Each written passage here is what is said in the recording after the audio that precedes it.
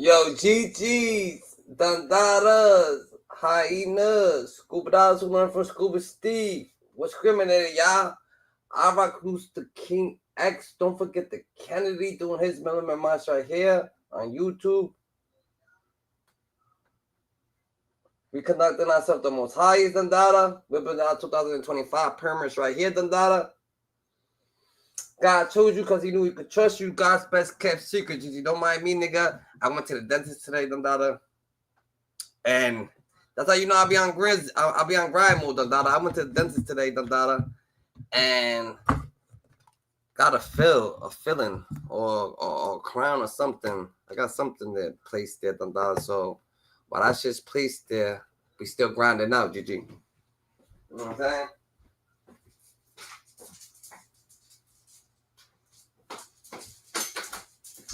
Alright, Dandadas.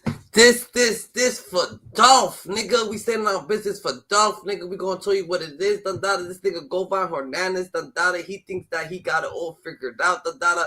That he's standing at the end of the day, Dandada. We gotta stay more legit than ever, Dandada. That's a fact, GG. So we gotta stay on all 10, Dandada. You heard? So Govan Hernandez, Dandada, he's implicated. He's over here implicating. He's over here implicated fucking Yo Gotti and his mess. He's over here, Dandada. He's over here saying that that Big Jook would have been locked up, Dandada, if he wasn't dead, that Big Jook wouldn't be locked up. If he wasn't dead, that he could have testified on things. It seems like this nigga is over here trying to set up a whole RICO, Dandada. That's what it seems like to me, Dandada. It seems like he's over here, Dandada, trying to set something up. Like, it seems like he's up to something. He's up to something that up to no good, Dandada. This dude's up to no good, Dandada. Govan Hernandez, Dandada, that he's up to no good, Dandada. It seems like, boom. This is what I see right here, Dandada. I feel that Yo Gotti, I feel like Govan Hernandez, right? He was the fall guy. He was the person, Dandada, that was supposed to take the charge for the hit. All right, boom. Somebody was going to get in trouble for the hit. Somebody was going to get caught for the hit, right? So they said, yo, you know what? Fuck. All right, we know that this is going to be a high priority fucking case. How about we just give them everything they need, Dandada? So when niggas do the hit on Dolph, Dandada, we gonna say that it was Govan, Dandada. Govan could take the hit, Dandada. We got money, so we could place him there, Dandada. So he'll be the one to take the whole hit, Dandada, whatever the case may be. And Jook could be in the clear. But what fucked up is that they knew that. I don't think Yo Gotti got his brother whacked. I think he got himself whacked, GG. But who knows if he allowed it? We don't know if he actually allowed this shit, Dandada. That's a fact. We don't know if he allowed it or if he didn't allow it, Dandada. Because that's different right there.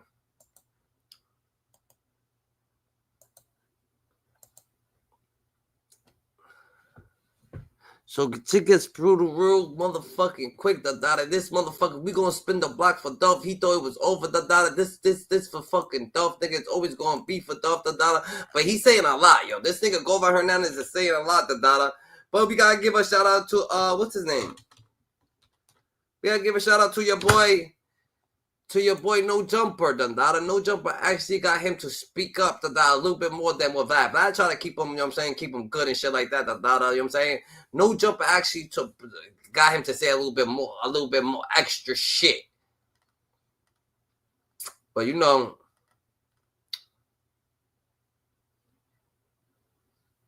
these niggas is living different. These niggas is living on a whole different bracket, Dandada. So do we believe that Govan Dandada is an innocent person, Dandada? He could have testified against straight job and gone home. Hernandez Govan says he could have testified against straight job and just gone straight home, Dandada. Like, this nigga's different, bro. Like, who the fuck? Yeah, this nigga's beefing with. This nigga's beefing with somebody, yo. I feel like he's beefing with. I feel like this nigga's beefing with what's this nigga's name? I feel like this nigga's beefing with Yo Gotti and them niggas. I don't know. Everybody, you gotta tell everybody. You gotta tell everybody what they've been up to, Dada. It's different. All right.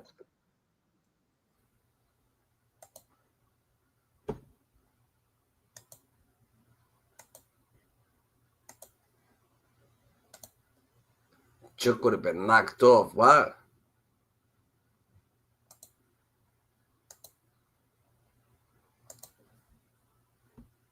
Yo, they were definitely actively trying to charge Big Jook when he was killed. Yes, they were. They just wanted it on a higher scale. What do you mean by that? Federal. Oh, word. That's what you... Yeah. That's what you heard? It ain't what I heard, is what I know. Do you think the feds are still working on charging other people in Memphis for stuff? Related to this case? Yeah. There's nobody left to charge. Yeah, right. It ain't nobody left to charge. I mean, who they gonna charge? I mean, it ain't nobody to charge.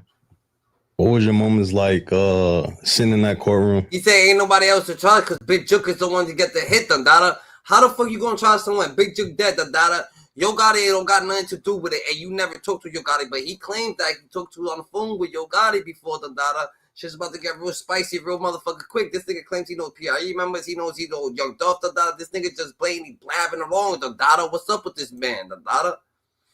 So Govan Hernandez, Dada, I feel like Dada, he's in a hot seat. So he's in a hot seat. Yo Gotti left him to do life. He came out of it. I don't think that nigga was meant for him to beat that case. But since he beat that case, right? Since he beat it,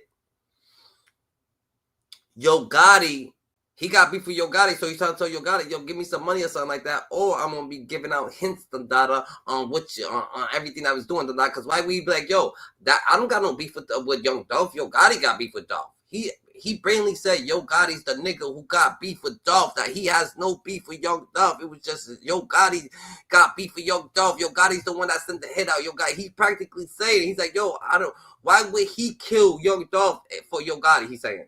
He said that's not what happened, Dada. That's what Govan Hernandez is saying. Like, out of his mouth. He said it out of his mouth. Dogs, that shit was the thing. He's not killing an innocent person. He said Young Dolph died an innocent person, that he's not killing an innocent person, that he don't have no situation. And he blatantly came out of his mouth and said, Yo Gotti and Big Jook is the niggas who got beef with them, Dada. He said it. It's crazy. He said, why would he have been the one to do it? Waiting for that judge to read out your verdict of you being found guilty or not guilty. Walk us through that day, knowing that you might get sentenced, or you could be possibly sentenced for life. The night prior was rough. I had a couple negative people in my ear, you know, just like a couple of homeboys. Man, ain't no way I'm walking in there tomorrow. Are you crazy? Ain't no way you walking in there tomorrow. Ain't nobody gonna say no shit like that if you innocent. If you completely innocent, ain't no niggas gonna say that shit. Niggas is only saying that shit. They're like, yo, you wilding going up in there, nigga. You already know what it is, nigga. You might as well just take a run for it.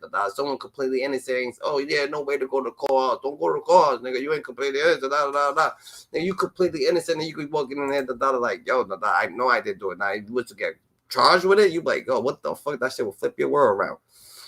But as for him, like him saying that his homeboys told him not to turn himself in to go on a run is different. Yeah. You gonna walk back in there and let them folks say guilty and handcuff you, and you got to make them do their job. And what, they were telling you to go on the run? Yeah. The day before the verdict, as soon as they started deliberating, I had a couple partners, you know, and they was like, man, you tougher than me, man. You're nuts, man. Like Paul Bunyan. Ain't no way I'm going there tomorrow. Yeah, this shit. They'll have another news story. Quit on the run. Because mind you, you're out, for the people who don't know, you're out on bond at this time. Yeah, I'm out on bond. And it was like a $90,000 bond? $90,000 bond, yeah. Right. And so, you know, I ended up talking to my brother, and I just decided to, man, just go on in there, you know, and so running was an option for a little bit. No, I wasn't gonna say it was an option. It was funny. Yeah. I was listening to my partner them call me, you know what I'm saying? Man, I ain't ran in all this time, you know, I ain't finished, you know what I'm saying, you know. But I don't get how this nigga is part of a high skill, just crazy ass thing, and this nigga just blatantly thinking that he's okay, and you know what's crazy about it? He actually feels like he's okay with PRE members and shit like that. Didn't this nigga already threaten PRE Wu, So he's threatening PRE Wu. He's threatening these PRE members, some of the PRE members, No PRE member fucks with him, but he's saying, yo, I fuck with all the PRE members. I do this. Nigga, what the fuck are you talking about? PRE don't even fuck with you, It's like he got a death thing. He's not fucking with Gotti, and he's not fucking with PRE. He's not fucking with Gotti because Gotti let him to take the fall. So he don't want to say that it's his fault. He's like, nigga, Gotti left me take the fall. Yo, it wasn't me. It was Gotti, nigga. Fuck that. I'm not taking the fall for Gotti, and I'm ready. And he's ready to tell everything about Gotti, So he won't take the fall because Gotti left him to take the fall. So he's like, yo, fuck that. I ain't taking the fall. you know, but you think about the what ifs. Yeah. You know what I'm saying, you know. And but with that being said, you know, just going through, I mean, if you go back to the first day of jury selection when I signed the deal for the 10 years. And Dolph family rejected it. Yeah. They rejected it. And you know, I didn't want to do that. I didn't want to sign the deal for the 10 years, you know. But it's like my attorney Manny, he got a lawyer friend from Memphis named Leslie Ballin. And Leslie worked on a case with him before. Might have been with Pac-Man Jones or somebody. But he came in the room and he was like, Govan, you ever been to my office? And I said, nah, Leslie, I ain't never been to your office. And he said, well, I got a pair of dice on my table. And he said, sometimes me and my colleagues, you know, we play dice. And sometimes we'll gamble. I feel like he's telling everybody, because why did he mention PRE CEO Daddy-O? He mentioned PRE CEO Daddy-O, right? And when he mentioned PRE CEO Daddy-O, he's like, oh yeah, I don't sell no more, but to PRE CEO Daddy-O do? Oh yeah, nah, he used to come over here and buy some petty weed off me. I used to buy petty weed. Why the fuck are you putting CEO? We used to be in the trash, in the gambling spot together. Why the fuck you put a CIE Daddy-O on this shit? PRE Daddy-O on this shit? If you saying you used to gamble with Big Jook, so you got me with Big Jook, you're gambling with Daddy, or you know Young Dolph, and you actually talked to Yo Gotti on the phone before, What the fuck? You know Straight Job, you know Calidius, damn, like, you the person. You're the right person for the job, You know everybody. You talking to everybody, You backdoor city, That's crazy. This thing is backdoor city, and then now that he thought he was about to be CMG, he's trying to take that, nigga, if you trying to take Yo Gotti out, when Yo Gotti gets out, guess what? PRE ain't done with you, nigga. They're not done with you. PRE could take out Yo Gotti right now, Yo Gotti ain't going, they're not done with you, GG, just because you helped take out Yo Gotti because you scared, because you don't want, your scary ass don't want to join PRE now, because Yo Gotti left you for dead. But what the fuck? You already said everything that you said. You just switched the words around. You crazy as hell. A little bit. Not nothing major.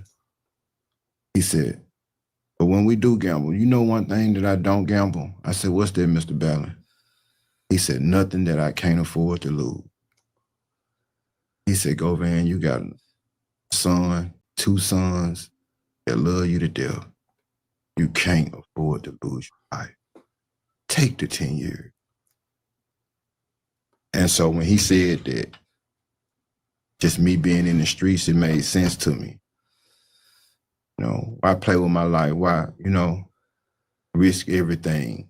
If I can't do 3.5, 4 more years, then I should have been a deacon. To me, I was kind of surprised when I first heard you say that in the Vlad interview, just because from my perspective, it's like, if you really didn't do it and you really don't feel like they have any really, truly convincing information. Fact that you really didn't do it, nigga. You're not about to take 10 years, This nigga's contradicted itself so much, But guess what? He already got pleaded not guilty on trial, So that's just crazy. And he really, honestly, I think he got pled guilty, But one person said that they thing and it found him not guilty or some shit that they're going to bring to the table. I don't know. I mean, I understand like wanting to eliminate the chance of doing like a really extremely long sentence or getting, you know, many decades. But shit, I don't know. It's just so hard for me to imagine pleading guilty for something that I didn't do. See, you know, I was looking at it from, you know, the big picture, you know, with all the media coverage, negative media coverage, everybody saying I'm the mastermind. I felt like it was going to be hard for any normal person to put that to the back of their mind and say, let me give my verdict based off of what's in front of me. So that was one of my biggest fears and one of the main reasons why I decided to sign for the 10 years, because I just thought that the media coverage had like a major negative effect on my case and had me like handicapped, so to speak. So I just wasn't at that point, you know, and then my lawyer, Manny Aurora, the whole time, Manny was like, well, we going all the way, you know. I mean, he like at the end of the day, you know, you make the decisions, but if I'm in your shoes, we going all the way. All the way up until maybe a few days before trial. And I told him about a conversation that I had with my son. That conversation. You know what I learned about Govan Hernandez, Sandada? He likes to play victim. This nigga plays victim. I bet you we talk to this nigga's girls or his baby moms or something like that, or anybody, he's like a con artist, nigga. He's trying to con you, trying to play victim, you know what I'm saying? You know what I'm saying? Just trying to play victim so you can feel so bad for him that you believe his fucking story, just playing victim. He's gonna blame Yo Gotti, he's gonna be on your side saying he's gonna blame Straight Drop, he's gonna blame Big Jook, he's gonna blame all these people, but he's not gonna take accountability that he was just there.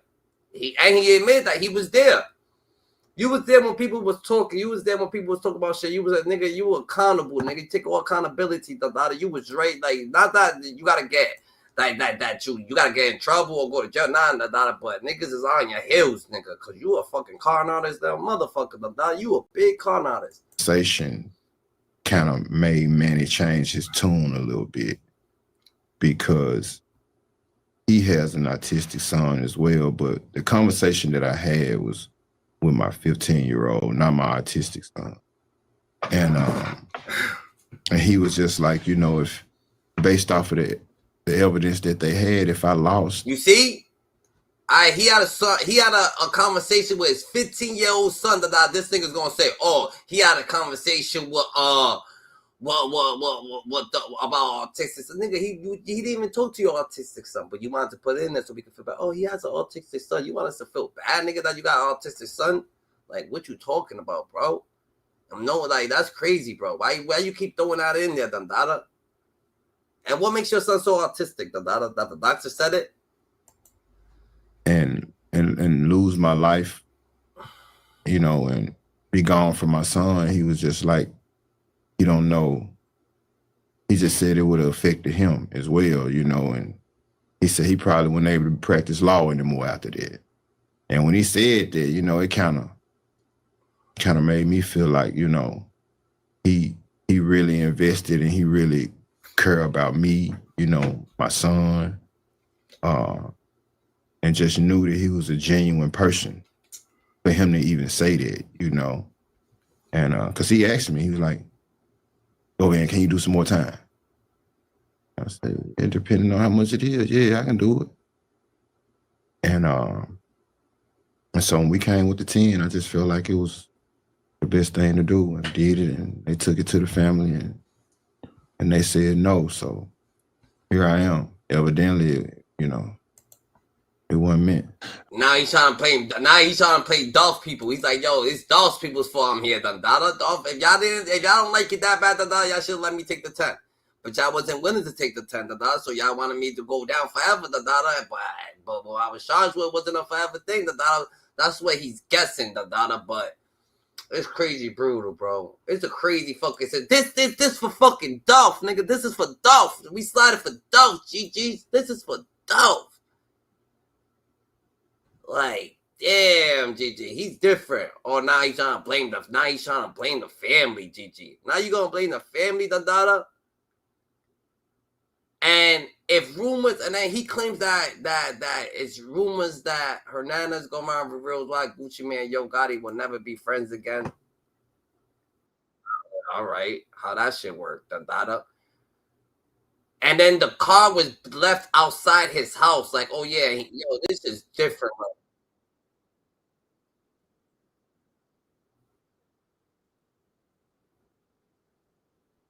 To me that Black Youngsta is no longer associated with CMG, and he might have took it out of his bio on Instagram and stuff. I seen something, somebody post something on this saying that he scrubbed his social media, CMG or whatever. You know, I think you can kind of compare it to maybe the same way with me and Flip. You know, I'm sure him and Yo go through their ups and downs or whatever, but I'm sure Youngsta know at the end of the day that Gotti changed his life, and I'm sure he got a great deal of respect for Yo, or whatever the case may be. As far as Gotti being, for the most part, laid back and out of the way, and to go sign Youngsta, I don't think it was nothing out of the norm. You know, just because Gotti move how he moved, he's still from the environment. And he's still from the, you know, he got that element about himself. He just moved like a boss, you know what I'm saying? You know why Gotti signed that nigga, Dandada? You know why Gotti signed that nigga, only to get at Dolph, nigga. You couldn't fuck with Dolph, Dandada. He trying to fuck with other people on the team. I mean, trying to fuck with other people, Dandada. He can't fuck with Dolph, Dandada. So that's why he really actually signed. That's why he signed Black Youngsta. So when he couldn't use Black Youngsta no more, guess what happened? You can't use Black Youngsta no more. Guess what happened? It's time to throw your Black Youngsta to the trash, Gigi. But how the fuck did the car get? How did the murder car? She is like actually ordering stuff. Never mind driving people around to do stuff. That's why I kind of skeptical on this. I think Govan Hernandez, he was in the rooms, hearing all this shit, planning this shit, probably got the niggas to plan it, but in reality, I think even Big Jook told them to park the car in front of Govan Hernandez, house, because they wanted for him to get charged with it. He was going to get charged with something that probably, you know what I'm saying, that he probably, you know what I'm saying, they had a little something to do with, probably because he was hearing what they was planning and shit like that. But then he went about his business, and they came to that, because why would he park it right in front of his house? They must have planned that shit to park it there so he could be the fall guy. Yo, they was about to charge. They was about to make this nigga Hernandez go on the fall guy, nigga, the fucking fall guy. And like when you look at Gotti, it's kind of like, oh, I feel like you're someone who you've seen the game, you've been watching it play out for all these years, and you don't want to end up in that situation. So you make sure that you stay very far away from any kind of street shit. Yeah, for sure. He you know, his upbringing was, I guess it served him right, and I guess in certain, you know what I'm saying, instances, you know, he seen it all at an early age, you know. So, you know, I think if I want to correct me if I'm wrong, I think his mom went to prison, federal prison, maybe one of his aunts or something like that, or whatever. So, you know, he always been around, and he knew the streets at an early age, I'm sure, you know, because it's right there. So I'm sure he know the do's and don'ts. He probably learned them sooner than a lot of other people did. So you are forming this relationship with Jook and everything, but did you have a relationship with Dolph prior to this, or how well did you know him? I mean, me and Dolph didn't have a relationship where I wake up on the phone and call him, hey, what up, bro? What you got going on? And pull up on me. It wasn't nothing like that. It was, if I had some good weed in Orange Mound that they didn't have necessarily access to at that time in Castalia, there's been times when he's called me and I've called him when he's had a certain grade of marijuana or strand that I didn't have. And, you know, so, you know, yeah, we've done those type of transactions for sure. And, okay. Yeah, and like I said, you know, Big That's even cruddy. You had dealings with this nigga. You saying that this man's a good man. You saying that this man always did good business with you. You saying that this man looked out for you. You saying this man was an innocent person. And you still was the one that's charged in the situation. Even though you are the full guy, I believe because I don't know why the fuck they parked the car in front of your crib. But it seems like either you just blatantly don't give a fuck, or maybe they try to fucking, you know what I'm saying, implicate your ass in a way. Daddy Yoda, leader of Paper Route. Good dude. Know him personally. Been in them rooms hustling all night with, doing what we had to do. But so are you thinking like by aligning yourself with Jook and Straight Drop and this sort of CMG side that you're naturally going to kind of become at odds with PRE and Dolph? Or are you thinking like, I'm just doing business, so I'm not going to really be seen as being... Yeah, it was more so, because I never was interested in getting... I ain't want the fame that came with it. I just wanted my name on that contract where I get my percentage. Right. I don't want to be Diamond Dash or none of that. I just wanted to be able to take care of me and my kids. Hey, niggas know Damon Dash is white. Why you think he said Damon Dash? Because they both bald and kind of resemble him, but he can't be no Damon Dash. For the rest of my life and generate some wealth and income for my kids and their kids. So, that was my plan. I ain't never want to move around. I ain't never want to be on Vlad. I ain't never want to be on no Jumper. And I'm a big fan of the show, you know what I'm saying? Well, follow it for sure, because I'm a hip-hop, I come from the era. But he's here. That's fucking crazy. This thing has nothing to do with music, nigga. Nothing to do with nothing, but he's here, What the fuck? That shit crazy, bro. But some people end up in this position, and some people, the whole goal is to become a media personality or to do enough beefing or enough controversy that they could end up on a show like Vlad or No Jumper. You were just trying to do business, make some money, and then you ended up in the situation where people like us wanted to talk to you. Yeah, correct. And at the same time,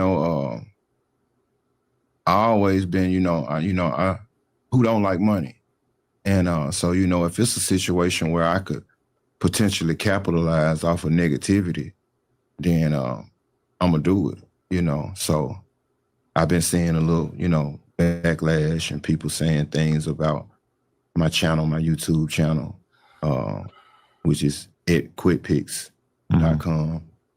And so, they can be upset or whatever, but at the end of the day, I feel like if they was in my shoes, they would do the same thing, It fell in my lap. I didn't go looking for it or whatever. So, it is what it is.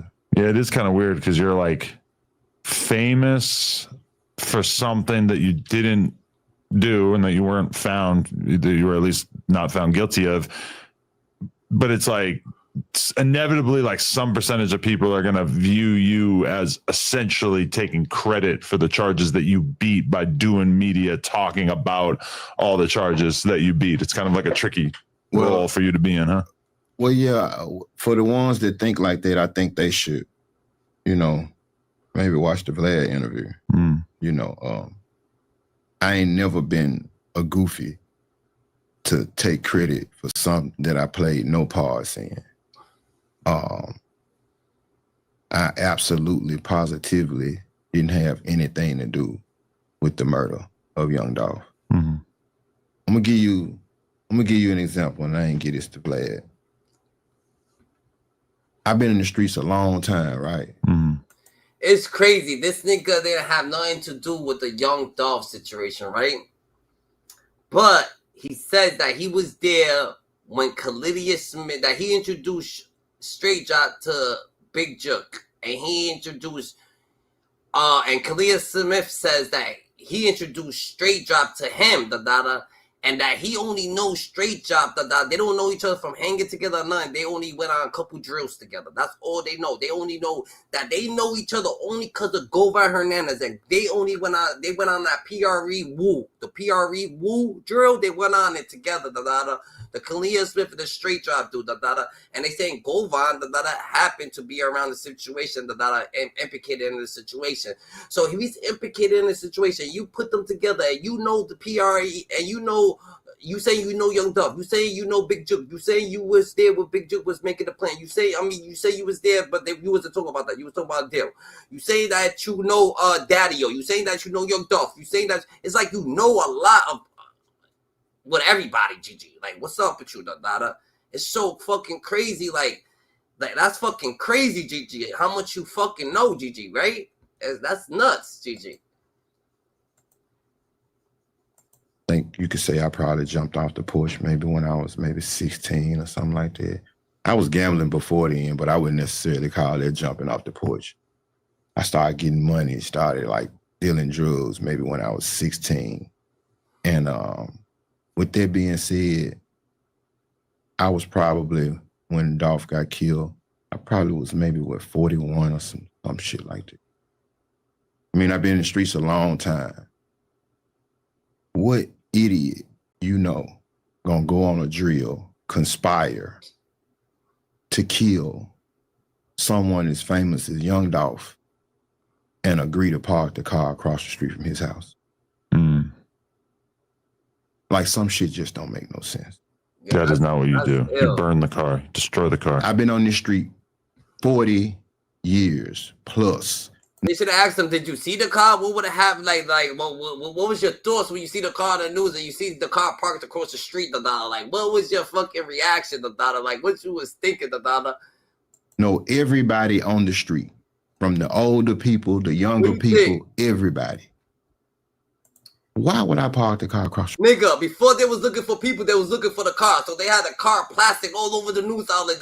Imagine, you look out your window, you see the car. What the fuck that car doing across the street? Hold on, let me change the news channel. What the fuck? Is that the...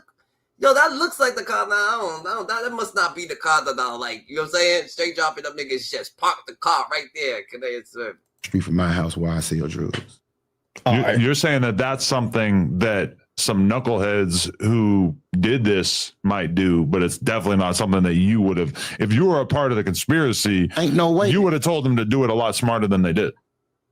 Even if I advised them or didn't, ain't no way that car coming back across the street from my house. Mm-hmm. All right, let me ask you about that. So when the shooting did happen, the white Benz went viral, and I don't know, what if them niggas used the car, was like, yo, fuck it, go back to Govan, Told Govan that we got done, left it and left the car there, It seems a little weird.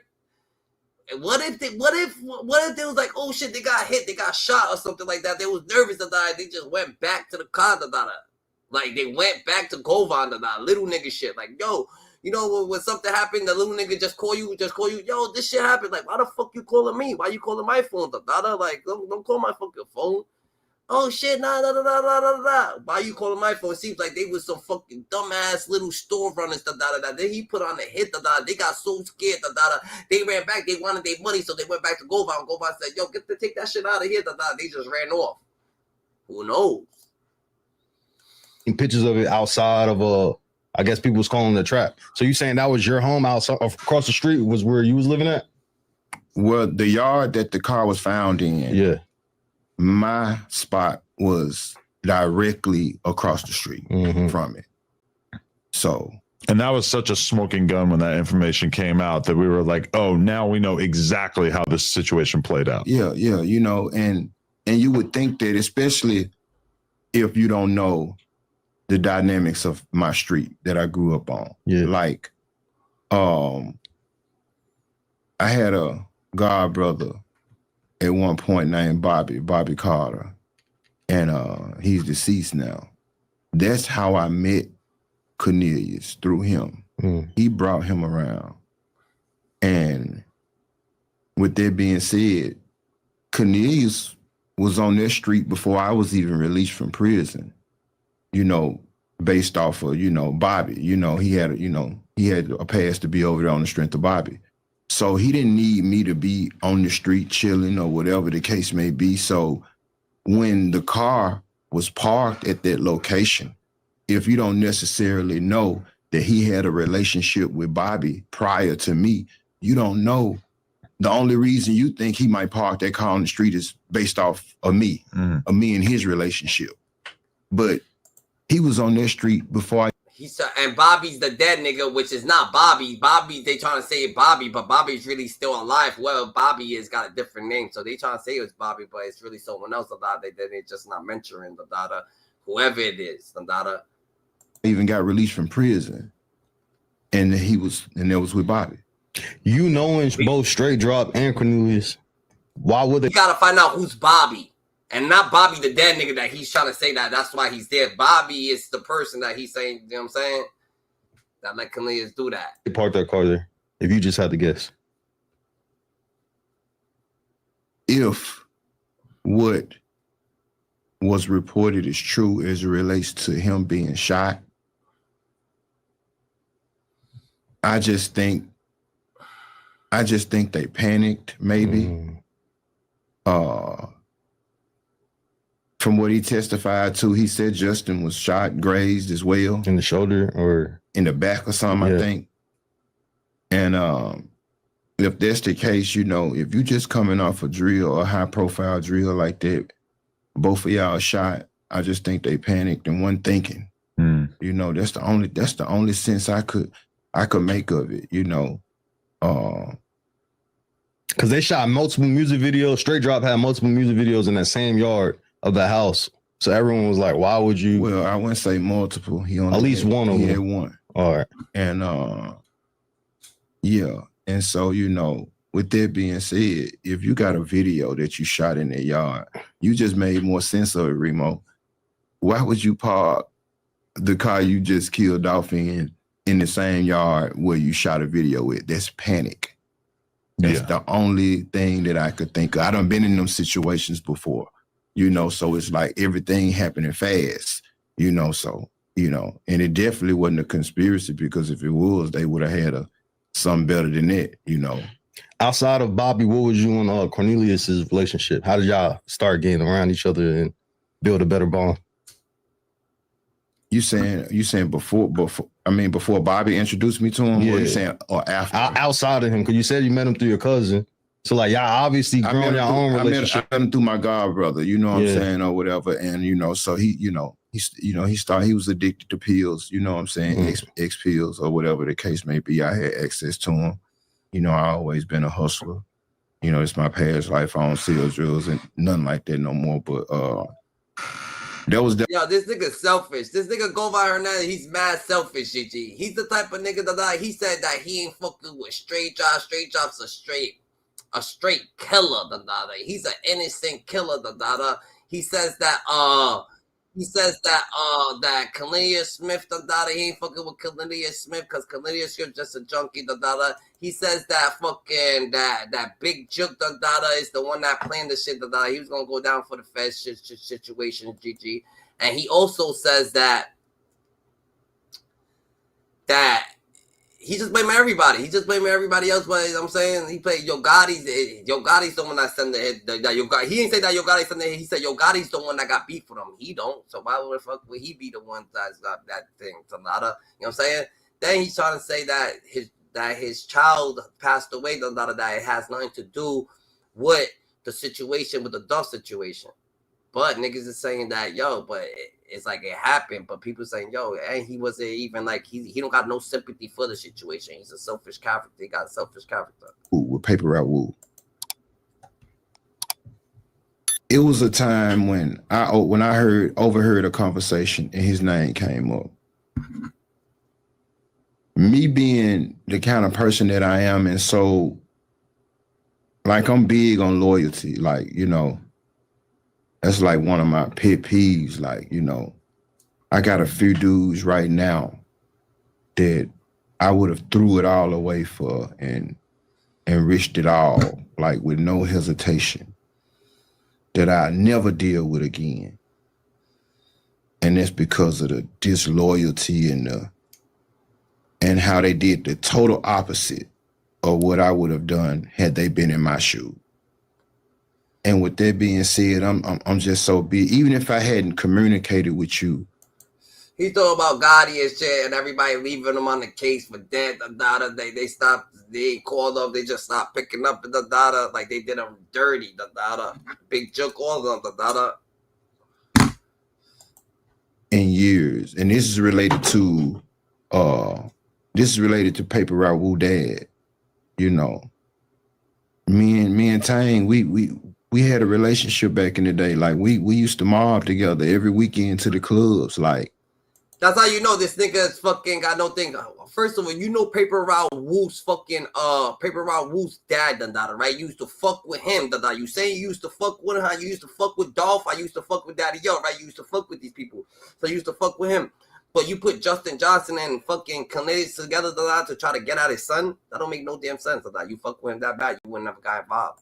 And so when it was a situation when Wu name came up one time, I spoke on the fact that I don't even want to hear that. Like I know his mom, I know his dad. Like, you know, I don't want no parts of that conversation.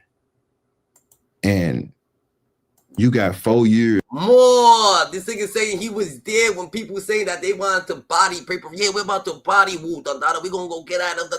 He got $5,000. We're about to collect the bag. He was in rooms. Where he was hearing that. Oh, we about to get at this person. Oh yeah. Load up. We about to slide. You about to go slide right now. Yeah, they going to go right down. What the fuck? You heard all this? You heard all this? And he's admitting that he heard all this right now. Like, what the fuck? That's different right there. You heard a lot, GG. Fuck. Now you knew Paper Route Wu's dad. Like, he's still trying to, like play victim and have people be his friend. Paper Route Wu's dad, this person, daddy. Like, these people, yo, you crazy. These niggas, and then these people sympathize for this person because I don't know what's going on. They actually believe in this dude. That's just crazy. He's a con artist. A con. Is to take that and twist it. And to make it sound like something so enticing to the prosecution. And now you say that. And now Wu looking at it like, well, damn, I do know my mom and daddy. You know what I'm saying? So I ain't think Quit was like that. You know what I'm saying? And he right, because I'm not like that, you know. Wu know my door. No, he didn't say that, nigga. No, he didn't. Wu said that you know his mama. You know that his mom stand on fucking business and he gets his fucking personality from his mama. His mama ain't having shit. So he would have got plugged even faster by his mama than fucking with him, he's saying. One of my daughters, you know, they grew up in the same neighborhood. And I would want Wu to treat her and protect her the same way he would expect me to around one of his kids or whatever. So with that being said, I wouldn't even cross Tang out to do nothing to his son. So, you know, that's just Wu listening to. Look how he's thinking. Like, Wu goes out, Wu got a personal relationship with my daughter. I would never do nothing. Like, what you talking about, bro? Like, what the fuck like, what are you talking about? Cause that's how you know that you've been doing shicey shit, because you're thinking that nigga's gonna do shicey shit to you, and Wu's not even thinking like that. But a guilty conscience thinks that oh shit, he been doing shicey shit to others, he thinks niggas gonna slide him down the way that he did Dolph or this or did that, you know what I'm saying, or whatever the case may be. Like, crazy. And the reason why he did it, and the reason why he got betrayed is because he betrayed everybody else. Why you think Yo Gotti left his ass? Yo Gotti and them niggas, they left his ass on trial to go fucking to rot. They left him there to rot. The only reason they left him there, because he slimed everybody else out. And he had to get slimed out the same way that he slimed everybody else out. He came back, he's gonna come back and hit him. So now he got problems with everybody. Yo Gotti, these people, them people. This thing is just all over the place. To a goofy, listening to a sucker. What all right, so like for the fans listening to this and they hearing Cornelius is basically snitching on himself, saying that he did do the shooting.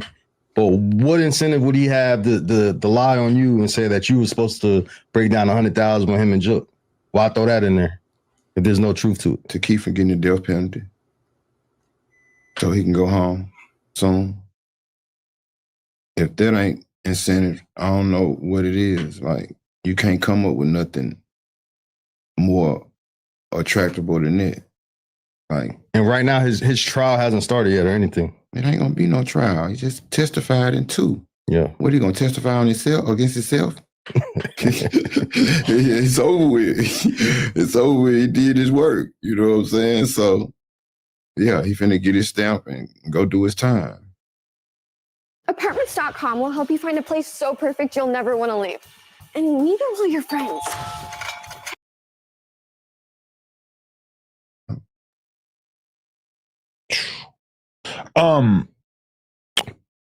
I got more. All right, Okay, yeah. Well, you loaded over there, ain't it? All right, so look, I got a lot. All right, so one of the things that did go viral, so I guess after you got indicted, or this was before you got indicted, your daughter, which is also a rapper, she was killed in Memphis.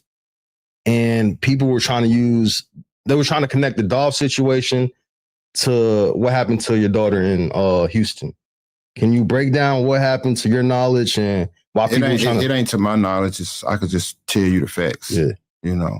And when she got killed, I was there, I think the next day. And so that was my issue with Flacco.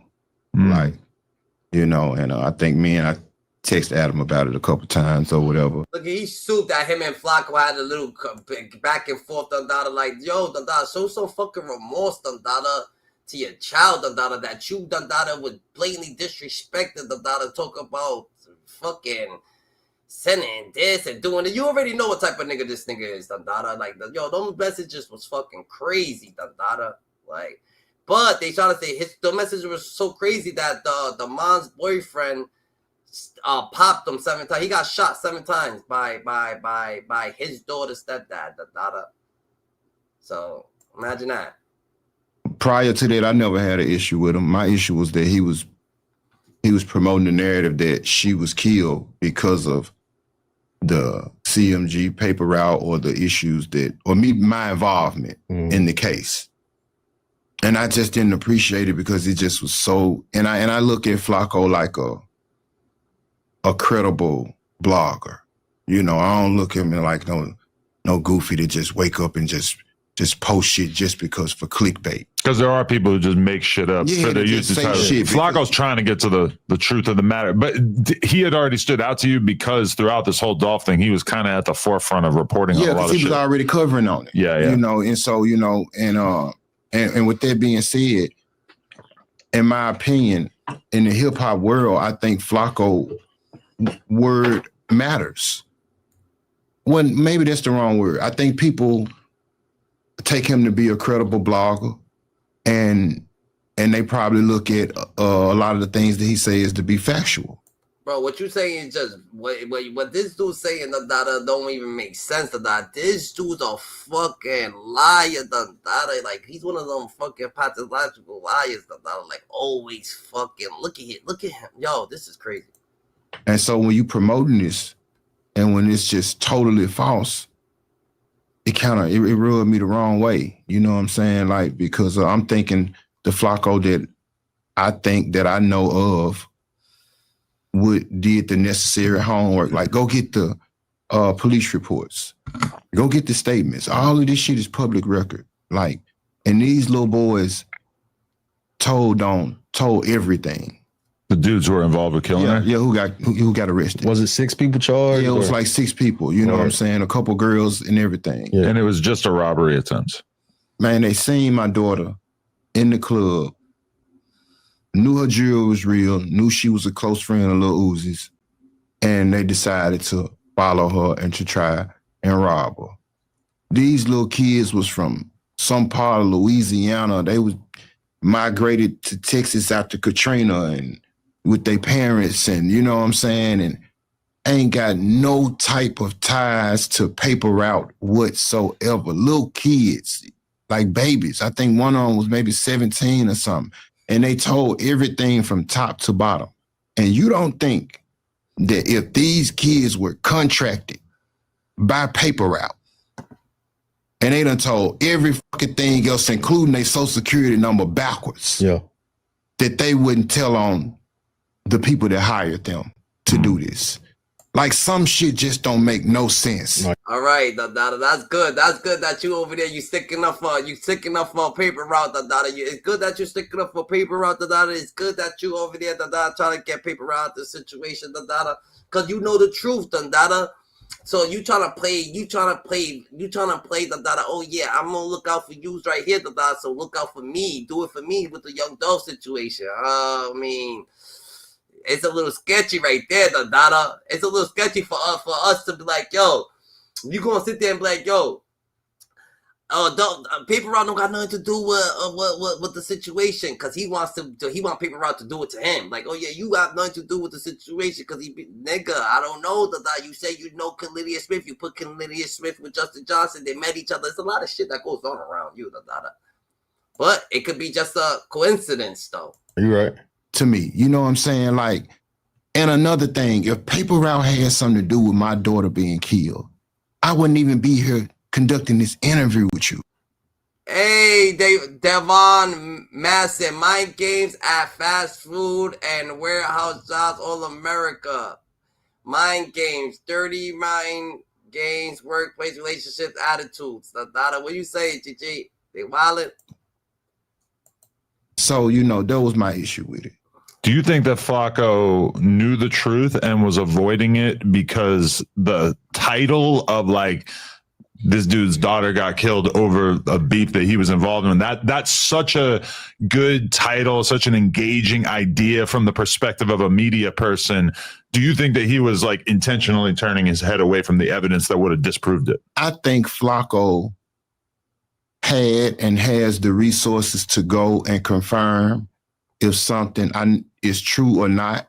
I feel like he know where to go to get the real story.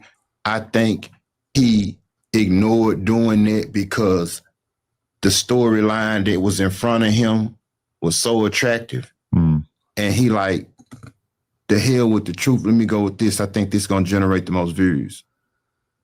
And so for you to run with that narrative, just he was standing out for Dolph. He said this for Dolph. That's what happened. What, you don't want people to stand out for Dolph? You don't like it people standing out for Dolph? You know what I'm saying? But Flacco he kind of did go crazy. That wasn't even Flacco. I don't even know what that was. Gangster Flacco. That dude. That was, matter of fact, he was Govan Flacco. He treated Flacco. He treated Govan the same way Govan treats him. He knows Govan put on an act right now, so he put on the act. Fuck it. Flacco put on the gangster act and he put on the civil act. Like everything's all gravy. Oh my God. Justin Johnson, straight up. He's a straight killer.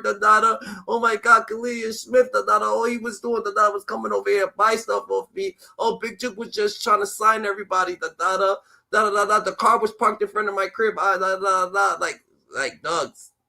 You're wildin', GG. Oh, I knew. Oh, Dolph was innocent. This person was innocent. That he was a good person. Like, why the fuck would you say that? You just got off trial for fucking conspiracy to fucking murder the dude, and then you gonna sit here and fucking say that he was innocent? What the fuck? You don't gotta say shit. For some views, yeah, I was upset about it. But even prior to that, he had basically been labeling you the mastermind of all this, right? Did you feel like that didn't bother you so much? No, that didn't bother me because, you know, like I said, I mean, for the most part, I got alligator skin. So and that's what the cops are saying. So it's kind of like a valid perspective. Yeah. That's what the media, he going off what the media was saying. You know, they label me that, you know. So with that being said, it ain't like he invented that title for me. Yeah. You know, so, but when it come to destiny, like, just don't do that. You know, don't run with this just because it sound good. Like, you know, that shit just wasn't player to me.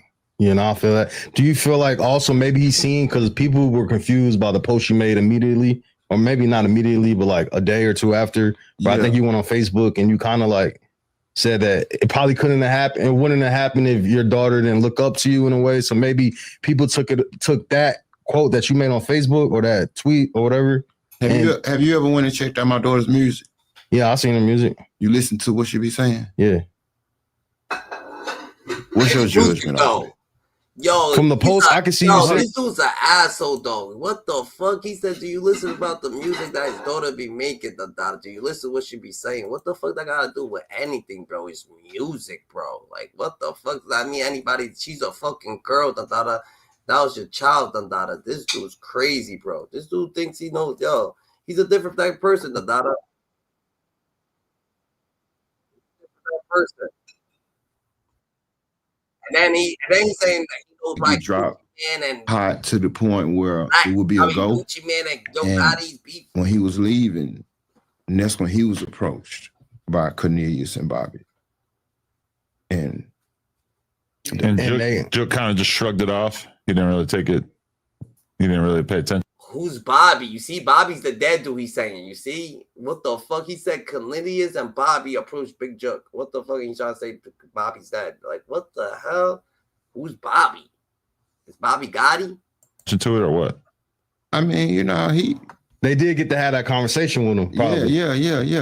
He most definitely had the conversation, you know, and to my surprise, Jook didn't say, you don't know what the fuck you're talking about.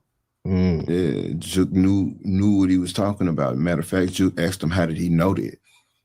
And he said that Dolph had an aunt or a cousin or something over there that lived by his dad, and Dolph had been bragging on. Yo, that nigga's talking like he was part of the conversation, bro. He sounds like he was part of the conversation right there, GG. He said this, and he said that, and he said this, and this person said that. Like, the drill that he, you know, sent some people to get up with Gotti.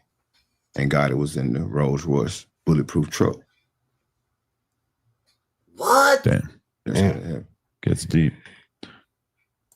What? He put out the Rolls Royce bulletproof truck. That guy, he said Gotti was in the Rolls Royce bulletproof truck. That they said they seen that truck, Oh, this is different. All right, so what was to your knowing, what was Cornelius and Straight Drop's relationship at that time? Because you knew both of them separately, but they happened to both be at your crib the same. Yeah. So you know, it's like by Cornelius coming over regularly to buy pills, which you know that was basically my relationship with him. You know, some days he might try to, you know, hang around or sit around. You know how some of them do when they get sort of comfortable a little bit or whatever. Yeah. Now he done got into the big bro now, you know what I'm saying, calling me big bro. So, you know, you might sit down, roll a blunt, just chill or whatever. And of course, you know, he might see Drop or whatever, you know, going or coming, or they might just so happen to be there at the same time or however, you know. But they didn't even really have a relationship, so to speak. You know, it was more so, what's up, you know what I'm saying, or whatever, you know, and they were never kicking it on their own or riding around or nothing like that. You know, I just think that Drop, Cornelius gave an impression to Drop that he was, you know, like that, you know, in the streets or whatever the case may be. And if what the jury said happened is true, then maybe Drop at the last minute or whatever felt like, you know, let me get somebody who say he like that and they say he like that and just, you know, do whatever they do. But it was never a close relationship. I ain't never have a bond or none of that, you know, and I can adamantly say that. You just said that you said Dolph was bragging to his cousin about the hit that he tried to do on Yo Gotti. So when Jook asked Cornelius how did he know about the attempted hit on his brother, Cornelius said that Dolph had a cousin or an aunt that lived by his dad, and Dolph had been bragging about it, and that's how he supposedly knew about it. And that's how they went. But it was a well-kept enough secret that you hadn't heard about it. I hadn't even heard about it. Just think about it. It wasn't even never on social media. You know. Sounds like bullshit. Why would Dolph be bragging about beef with Gotti? Why would he even bring up Gotti, nigga? What the fuck? He ain't bringing up Gotti, nigga. He ain't got time to be bringing up Gotti, He's doing his own thing, So you already know. I didn't even hear about it because you know you did. That's not in Dolph, That's not in Dolph's character. you know, God is just so secretive. He never reported it, you know. Street nigga, he ain't gonna report it, you know, or whatever, you know. So it never made its way to the net or whatever. So, you know, I had never heard of it at that point. But you know what you know being in the streets, and then you said you had a relationship with Dolph somewhat. You can kind of see it maybe being true. Like, why wouldn't he want to get back at somebody shooting at me? Oh, definitely. Yeah. I could see that, you know, but me being who I am, I'm thinking I would have heard that. But they just they did a great job of keeping it under wraps, you know what I'm saying, you know. So it was music to my ears that day that I heard that. If you had to call it, what do you think started the beef between Gotti and Dolph in the first place? I just think because you know they say he didn't sign. Yeah, I just think that, you know, the music deal, you know what I'm saying, the potential music deal went bad. I just think when Gotti allegedly, from what Dolph said, talked down on his artist to him when he was trying to sign him, when he was like, I ain't got to hold your hand like I got to hold Starlito hand, like I got to hold Zed hand, and you know, you got your own motion and woo. And Dolph did a few interviews saying how Gotti was a sucker in his eyes for talking down on his artist to him to try to sign him. So I think that just, you know, all that just played a part in it, you know, and just one thing led to another, song started being made, and, you know, and there you have it, you know. Everybody want to be like, you know, they ain't going and they superior, and don't nobody want. All this off of fucking competition, Gigi. Little competitions, little words about it. He don't want to sign with you, bro. You mad that he don't want to sign with you? You that mad that he don't want to sign with you? That's crazy, bro. Like, I'm gonna stand down. So I just think that's how it happened. You feel like the bond Dolph had with Gucci Mane, kind of like, of course. Because at the time they were saying that, you know, I think Shakur was messing around with Yo Gotti, and messing around. I mean, Yo did an interview and he said that, on camera. So I don't think Gotti will get on. I don't think he'll risk his reputation and all of that on camera by saying that, and it ain't true. Because we've seen Gucci squash his beefs from that era of his life, you know, 2013, 2014. A lot of people, he's basically patched stuff up, but there are a few notable exceptions. Gotti's one of them. Waka Flocka's one of them. Yeah. That we just still haven't really seen them get cool. And there was a lot of rumors or stories being told about Gotti pulling up at Gucci's house with a gun and shit like that. I don't think that's true. I think when they had the issue back in the day about when Gucci had the issue when Gotti was supposed to drop on 10/17. Okay, yeah. And they had a show coming up soon, right after Gucci went on the radio or whatever it was and had his rant. And so from what I was told, Gucci didn't show up to that show because it supposed to have been like immediate smoke after that. Yo, that's crazy, Dada. So how the fuck did how does Govan know all this shit if he never met Gotti, but he knows how Gotti and Gucci's beef actually started, what's going on, Dada, what's going on with Gotti, and like, what the fuck? Like, Gotti told him this shit himself. Like, Gotti told him this. And he didn't show up or whatever, but yeah, so, you know, if he didn't squash his beef with Yo like he did everybody else, I think it's more so about the girl, his wife, and no disrespect to her, but would you be willing to squash some beef with somebody who had sex with your wife? You know, maybe while you was in prison, I don't know when it was or whatever. Oh Lord. And supposed to be your friend. Especially it's like if they've disrespected your girl. Like, it's one thing if maybe they slept together before you were together, but if they've been disrespectful about your girl, that's usually the thing that you can't get over. What if it wasn't before? What if they slept with a wife? And then we're really talking. Exactly. So that's probably the reason you'll never see that beef squashed. Because you basically have to like go against his wife. But what I don't understand is how you could be mad at Gotti and not be mad at your wife. Yeah. I don't know. I mean, you know, I guess it's, you know, just different, you know. and move how they move. But me, from where I'm from, I ain't gonna be mad at him and not be mad at her. I mean, when I interviewed Stan G, who I don't know, does that name mean anything to you? You're a Stan G fan? Am I a Stan G fan? Yeah. I mean, I didn't know he was anybody to be. Yo, this nigga's fraud in the data. This nigga's fucking fraud in the data. He's a fucking fraud, the data. He's a fucking fraud, Gigi. This nigga's a big fraud, the data.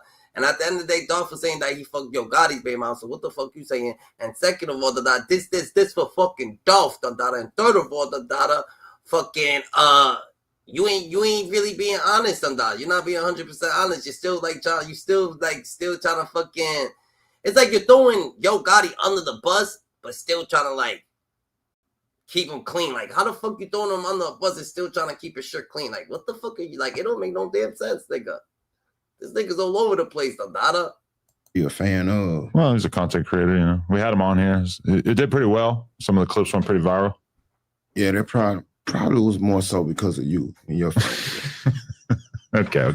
But anyway, one thing that Stan said, oh man, was that he said that basically like Gucci, if he doesn't like you, he will take the rappers who might have a little. Why these niggas is stupid? Why these niggas is dumb, nigga? Why the fuck didn't you say? Didn't you do an interview with Stan G? The data. He did his first interview with him. The data. The fucking lawyer. The data. I mean, the prosecutor. The data. The lawyer. The data. The judge. The data was coming at this nigga. Like, don't be doing interviews and shit like that. So what the fuck? Why would you even ask him if he knows him and you interviewed him? Bit of buzz from your section and sign them.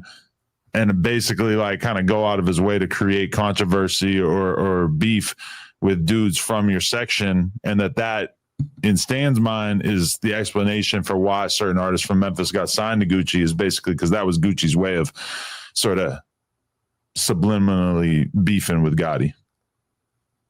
I think whoever that person is you're talking about is right to a certain extent, because.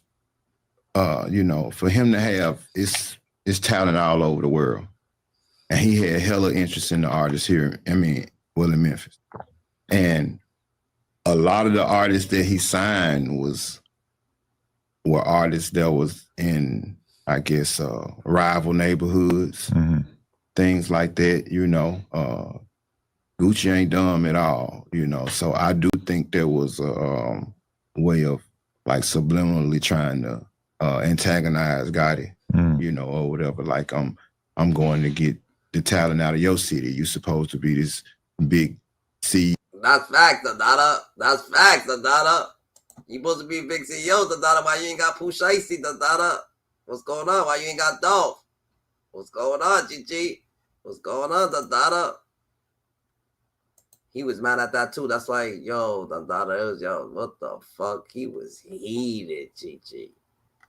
He was mad at that too, the data. I feel like this nigga, the data, is putting a whole Rico on Gotti, the data, on some shit, GG. He's on some whole different shit, the data. That's a fact. This nigga trying to put a Rico down, the data. This nigga's on a whole different level, GG. He's on a different, yo, this is crazy. This is crazy. Whatsoever. Now, what's your relationship with Yo Gotti? I don't have a relationship with him. I never met him, never did any business with him whatsoever. When you said they said they didn't want you, who do you think they wanted? Jook and Gotti.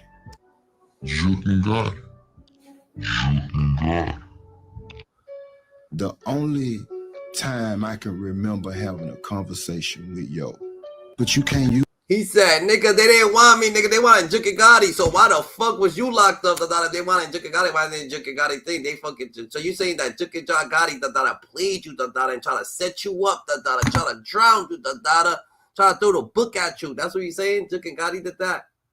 Oh, damn, this nigga is crazy, man. Use me to connect Gotti to nothing, because I never had no relationship with Gotti. I never had no relationship with Gotti. The only time I can remember having a conversation with Yo. The only time I can remember having a conversation with Yo. YouTube. What it do? It's your boy Doty Rocks back with that real That's street different. news. That's A different. mouse, church mouse, scared to death in that courtroom. Now all of a sudden, boy, he's the big bad wolf again. You know what I'm saying? Now, with becoming the big bad wolf, you think you can say anything. You hear me? So Hernandez has been over talking himself, contradicting himself. Or maybe he's much smarter than we all think, and that boy is just setting CMG and Yo Gotti up for that Rico. You know what I'm saying? Now remember, he said he didn't even know Yo Gotti. He never even spoke to Yo Gotti. That's a fact. He never even met Yo Gotti. But then he turned around on his no jump interview and claims that he had a phone call with Yo Gotti.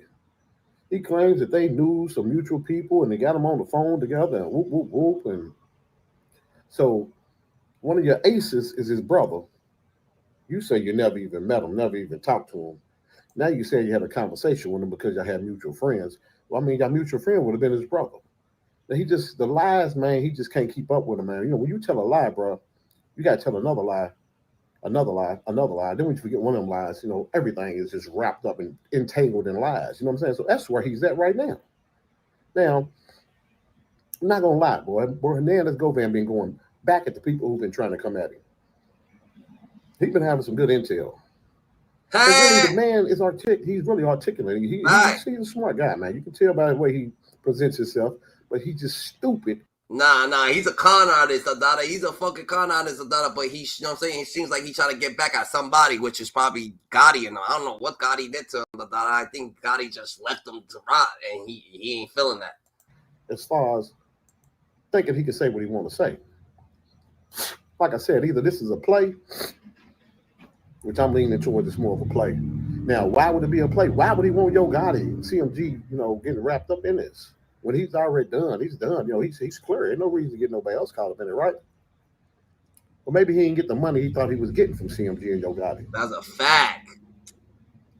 Maybe taking out Big Jook had a price on it. He didn't get paid for that either. Because he may have had something to do with that. You know what I mean? It makes sense.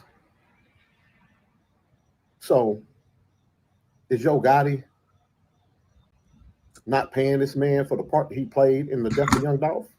Did he not get the money he thought he was getting? That is true, Dada, because he ain't saying, because Govan ain't saying much, but he's saying something, Dada. That nigga said, Dada, that PRE ain't sliding. Them niggas ain't sliding. Them niggas ain't doing nothing, whatever the case may be. So who's the one that's sliding? And he's so for sure that somebody that he knows who's sliding. So it'd be like, who's sliding? Like, who's the one that's sliding, Dada?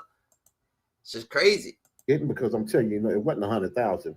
Who would have 100,000 on Dolph and another 100 on Woo? It doesn't even make sense. It's not even the same category. You know, if you got 100,000 or 50,000 on Woo, then you would expect it to be about a $500,000 at least on Dolph, right? So the 1.5 million for Dolph probably was more true. 1,400,000, 500,000. Then you just give them guys pennies on the dollars after they take care of the business, huh? Now, that's what I think's going on. I think he's just sprinkling a little information out there, scaring the death out of Yo Gotti, trying to force him to pay him. You know what I'm saying? I think that's what it is. It's more of a blackmail. I'm gonna set you up, Sean. Yo, he's looking like a fucking blackmail, GG. Kind type shit. Kind of is, Dada. Yo. He peak game, Dada. This for Dolph. And then he's trying to be on Dolph's side, saying Dolph was innocent, making it look even worse than what it is, Dada. He's wild. Yo, this for Dolph, Dada. Come off with that bread type ish. You know what I'm saying? So, I'm going to play a clip of that No Jumper video when he said he was on the phone with him. I'm going to play a clip of when he said he never even met him. You know what I'm saying? Y'all take it for what y'all think it is. Jump in the comment section and tell me what y'all think about the situation. So I'm going to go ahead and play this No Jumper video, man. Show y'all this boy contradicting himself, man. Claiming he don't know him. Then he knows him. Years ago, and he had the little rap group. I forget the name of them little niggas. I think one of his name was Chris or Style, something. But he had like a little rap group. But anyway, I had some words with one of his artists. And I think at the time it was about a young lady, a girl, and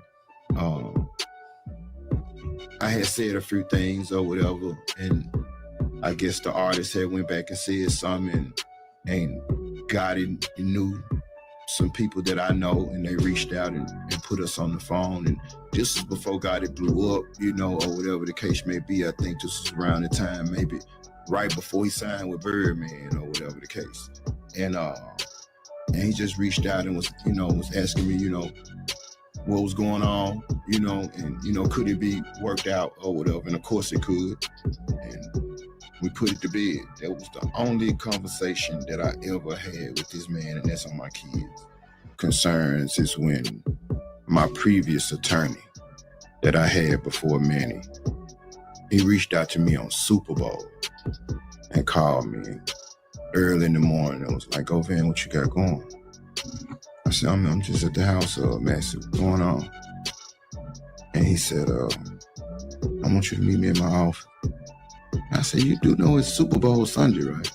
And he said, yeah, come on, we're not gonna take long. So I pulled up on him, and we're in the office, just me and him. We sit down, and he said, Govan, I've been hearing a lot of rumblings downtown about this Young Dolph case. Are you gonna need me? And I looked him in his eye and told him, I said, need you for what? Like, I ain't had nothing to do with it. I told him the part I played as it relates to the music. And he was just like, you know, well, I just wanted to talk to you and see if we needed to get ahead of this thing. And no, I don't need to get ahead of nothing because I ain't had no parts in it. Damn, the dollar. So it seems like, you know what I'm saying, well, he said he told him the position he played, the dollar. So, man, this nigga always be fucking up his words. You told him the position you played, the dollar. All right. So, you know I could tell that he was sent to do that, my attorney. Meaning the cops sent him there? Because I was thinking like, oh, he just heard this rumor because he's so close to the justice system. He was, in my opinion, sent by, because I don't want to throw nobody under the bus, but he was sent by someone who had high interest in the Dolph case, in the prosecution part of it, from someone. So do you think that somebody essentially sent him to sniff out if you were guilty? Like he wanted him to try to just ascertain as much information as he could get? I think the expectations were that if Massey say something to me about it in the beginning, and yeah, that's crazy. Did Govan get set up? Did Gotti send a fucking lawyer to fucking see if he knew what he was talking about? If he had enough evidence to get him to take the fucking charge, and his brothers. Yo, this is crazy, GG. Is this what's happening? And they offered me a chance to get ahead of things, that I would go ahead and basically cooperate, so to speak, and try to get immunity. That's what I was offered in the beginning. Okay. So if you had said in that meeting and he said, do I have anything to worry about? And if you had said like, listen, I'm gonna keep it real, I paid them to go do this, how do you think that conversation would have went? You think he would have tried to basically like give you immunity to just spill the beans on the other people? Well, he had already told me that, that he had talked to someone and they said that if I knew what they wanted to hear, that they would give me immunity. But I didn't know what they wanted to hear. So there's no way that I could have got immunity even if I wanted it. It's kind of a wild idea to give immunity to the guy who paid for it and directed it, but then prosecute the shooters. Because it wasn't even, listen, when I got indicted, they told me, like, we don't even want you. Like I was a casualty of war. Right. Like it wasn't me that they was concerned with. You know, they know I had no, like. Yo, this was crazy. He said, who they want? They want Gotti and Jook. This was, yo. The people that was invested in that case know that I had no personal beef with Dolph. It wasn't me that they was concerned with. You know, they know I had no, like, the people that was invested in that case know that I had no personal beef with Dolph. Right. They know that. When you said they said they didn't want you, who do you think they wanted? Jook and Gotti. Yeah, that's what everyone was saying. They were trying to use you to connect Jook and Gotti to the situation. But you can't use me to connect Gotti to nothing, because I never had no relationship with Gotti. We ain't never rode to the store together. So as y'all can see, man, that boy Hernandez Govan on Vlad, telling him that look, he never had a situation with Govan, the Dada. Nah, it seems like he is lighting him up, the Dada. Shit hit different, the Dada. Raymond, the Dada, yo, I think you up to something, the Dada. Subscribe, like, comment, subscribe, hit the notification bell, get acquainted with us on the daily, the Dada. This for fucking Dolph. This for Dolph, GG. And I don't know what's going on with this nigga, the Dada. He's on some other shit, GG. He's on some real other shit, GG. met Yo Gotti. He never did any type of business with him whatsoever, man, whatsoever. Like never, ever did any type of business with this man whatsoever. And then he turns around and tells No Jumper, yeah, he had a phone call with him. He remembers, he thinks he remembers having at least one. Man, come on, you know if he had more than one. He's not going to tell the truth about this situation. And it's starting to look like that he is. He told her, that nigga said that he one phone call, like you remember the only phone call you have with Gotti, da. Yeah, you fucking up, bro. This nigga, it seems like he's just trying like, yo, look here, I'm talking, you guys better pay up, da. Shit's about to get real wicked real quick, da. This shit it's getting too crazy, GG. It's getting too crazy, da. He said he could have testified on fucking straight drop and came home. So he's like, so if he's saying that, he's like, look, I could have testified, but I didn't. When they came from Cornelius, you got to judge it off a lot of the other lies that he told. Like, example, in my trial, when the lady that's like his grandmother testified and took the stand. If you notice, when she took the stand, she said a lot of great things about Cornelius, about him helping her at the store with groceries and all of this, a lot of good things.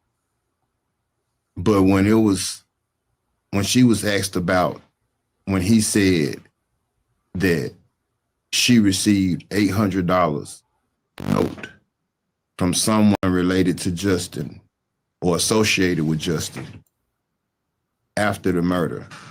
And he testified to this on the stand. And it's in discovery. This lady who has no dog in this fight, no interest at all, said that didn't happen. I don't know this lady. Never met her one day in my life. And so when she was asked about this, and for her to say that she's fed Cornelius, gave him shelter before, during the course of knowing him over 40, 30 some years, if he said that she received $800 in a note, he a damn lie. So here it is, we about to possibly send someone to jail for the rest of their natural life based off of the words of him, and he would lie on this old lady like his grandmother and involve her in this dangerous case, all because of this part of his lie for him to try to come home. Not knowing that these people, or I was going to hire private investigators like Quantrell Fletcher, that was my private investigator. Like, and for them to go and dig and find out if these crazy things he's saying are true or not. So he didn't think that far. And so, you know, that should kind of put it more in perspective of what kind of person we're dealing with. If you allow an old lady like that, that's like your grandmother, and involve her in something like this for no reason at all. That's just crazy to me. How did you feel? Did you know Straight Drop Brother in advance? Or Jamarcus? Yeah. Nah. I never met him, never. Or seen him. Matter of fact, before the case, I never knew that he had a brother. I never knew. I know he got a brother by his mom, you know, but I think that brother there that testified against him, I think they got the same dad. So I never knew of him, never heard of him, you know, a day before in my life. So yeah, so it wouldn't have been surprised for him to testify against the it wouldn't, you know, from the kind of person that I heard he is or whatever, it's not surprising. I you know, from what I heard he's, you know, was a good kid, you know, good person, working type of young dude or whatever the case may be. So when you involve them kind of people like that in street shit, that's what happened. You know, they do what regular citizens do. So how'd you actually feel when you heard the not guilty being read out? I mean, it was just a relief, Adam. I mean, you know, leading up to that, prior to that, to kind of go back to Remo question, it's a feeling that I wouldn't wish on nobody. You know what I'm saying? Like, man, I done been through, man, Adam, I done been shot 7 times. I done been in all type of shootouts, growing up in the Orange Mound community. You name it, I done seen it. I've been through it all. And that feeling right there, it's one thing to be waiting on a verdict and you could possibly get sentenced to 8 years, 10 years. But when you waiting on a verdict and the rest of your natural life on the line, it's a whole different beast. You know what I'm saying? Like, you got to have some. And that's just like, shout out to Wack.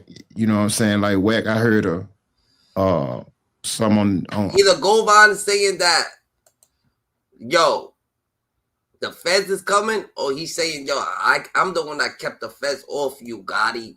Like that's what he's saying. He's either saying the Fedz is coming, or yo, I'm the one that keep the Fedz off you, DGG. You better fucking, you know what I'm saying, pay up or something, like, cause this nigga's playing dirty. And in that episode, he talked about Young Dolph, and he even mentioned that Yo Gotti brother Big Jook was being investigated by the Feds for the murder of Young Dolph. That's very interesting, because how would you know that information?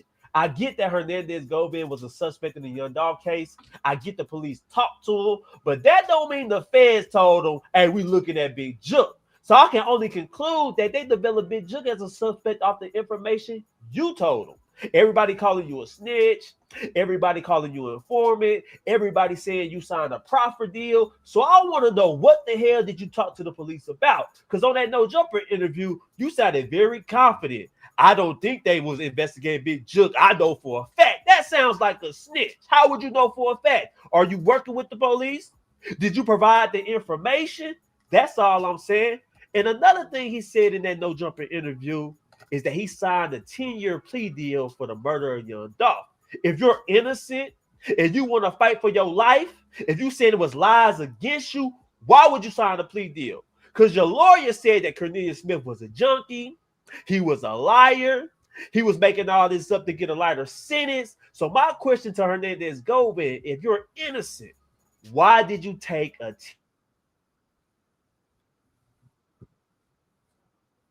flag? He said in this interview is that his homies were trying to convince him to run. He said his homies was saying, hey man, don't go back to court. It's looking bad for you. Make the police do their job. Homie said the Feds is coming soon. Nah, I think Yo Gotti's in so high. He's in Rock Nation. You know Rock Nation, you know what I'm saying? They actually fuck with I don't know what's the situation with them and the Feds or whatever they got going on, but Rock Nation, you know, the Fed situation, everything, not a rock, you know what I'm saying? He's fucking with Yo Gotti. Unless Jay-Z is going through something and they say, no, you got to start, you know what I'm saying, giving us some shit, then he might. Unless Jay-Z don't fuck with him no more, maybe he'll throw him to the right. But to now, he probably protected. I don't know. But you feel like the Feds come. I don't know. Like, what you thinking? Try to skip state. And I'm like, damn. Why would you get on the platform and say that? Because you got to think about it in streets terms. Your homies knows you. They know what you're capable of. They know if you're innocent or guilty. So if your homies is telling you to run, that means they already know your ass did it, and they thought your ass was going to get found guilty. That's all I'm saying. So yeah, Hernandez Govan keeps talking. He done turned into a whole blogger. He done turned into an internet clown. He's threatening everybody. He's going at it with different bloggers. One thing I ain't gonna do with Hernandez Govan is go back and forth because I'm just giving my opinion. You know what? I'm gonna just play this interview and let you guys listen to him incriminate himself, and then I'm gonna come back and break this whole situation down. Take a listen to this because it gets crazy. Let's go. Do you think if Jook wouldn't have been killed, they would have tried to charge him too? They were definitely actively trying to charge Big Jook when he was killed. Yes, they were. They just wanted it on a higher scale. What do you mean by that? Federal. Oh, word. That's what you... Yeah. That's what you heard? It ain't what I heard, it's what I know. Do you think the feds are still working on charging other people in Memphis for stuff? Related to this case? Yeah. There's nobody left to charge. Yeah. Now let's stop it right there. Because I don't like how Hernandez Govan always skips over Yo Gotti. He admitted to knowing Big Jook through marriage, but denies ever knowing Yo Gotti, and Big Jook is Yo Gotti's brothers. It kind of seemed like Hernandez Govan is getting paid off. It kind of seemed like he's doing a PR stunt for Yo Gotti. Every time it comes up to Yo Gotti, he don't know nothing. He ain't seen shit. He ain't never heard nothing. But when it comes to everybody else, he know exactly what's going on. I don't like that, man. That makes me very uncomfortable. It makes it seem like you ain't telling the truth, which I expect nothing less from Hernandez Govan. But let's continue. Facts. Right. It ain't nobody left to charge. I mean, who they gonna charge? I mean, it ain't nobody to charge. What was your moments like sitting in that courtroom, waiting for that judge to read out your verdict of you being found guilty or not guilty? Walk us through that day, knowing that you might get sentenced or you could be possibly sentenced for life. The night prior was rough.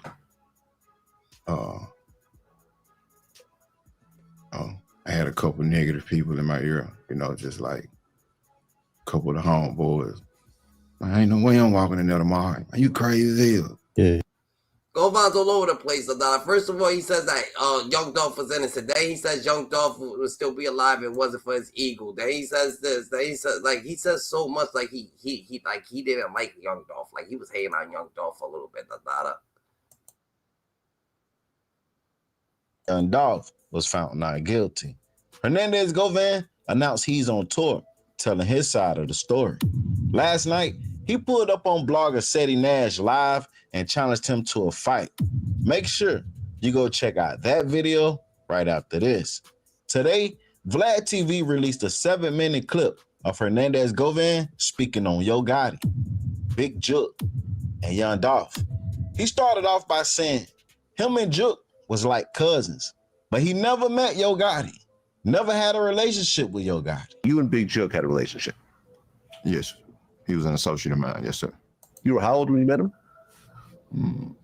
Met Jook when I was around between 22, 25 years of age. Okay, and Big Jook is the brother of Yo Gotti. Yes, sir. Now, what's your relationship with Yo Gotti? I don't have a relationship with him. I never met him, never did any business with him whatsoever.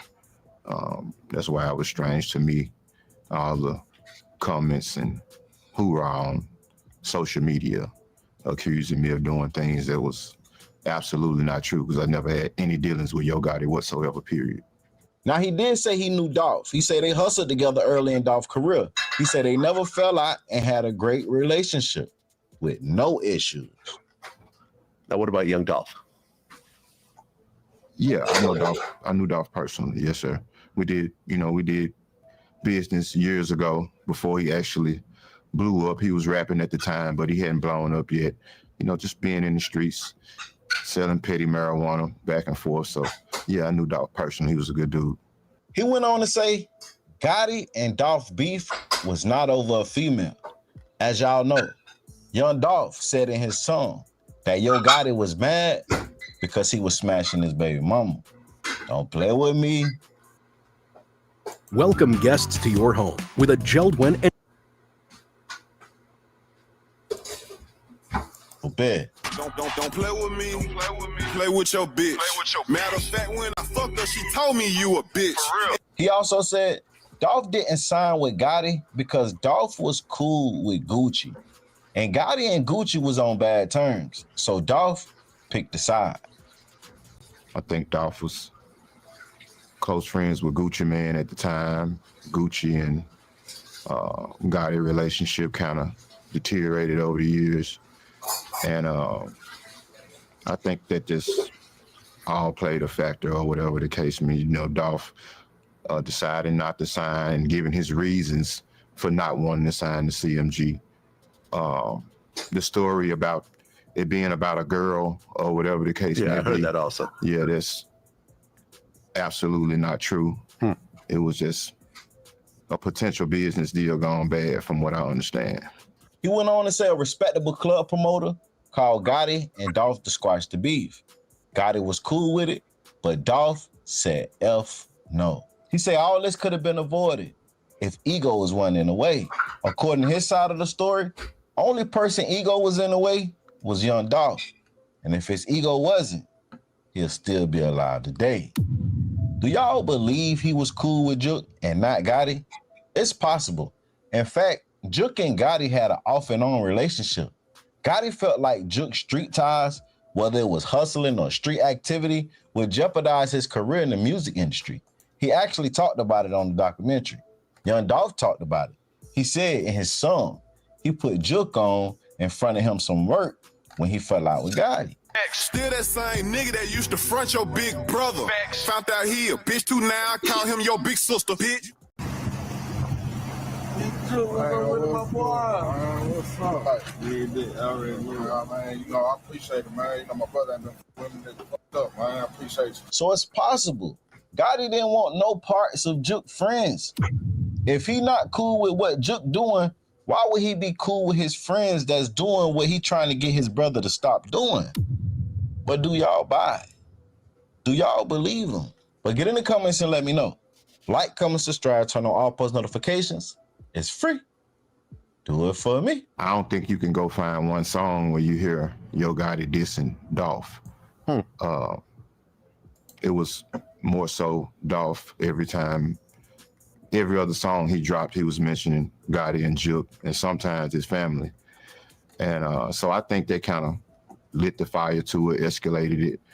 Well-known, respected NBA player from our city that wanted to see the beef end. He reached out to a well-respected club promoter in Memphis, Tennessee, and asked him to reach out to both parties and try to dead the beef. Well, he reached out to Gotti, and Gotti was all for it. He was open to having a conversation with Dolph, possibly meeting up to put an end to it.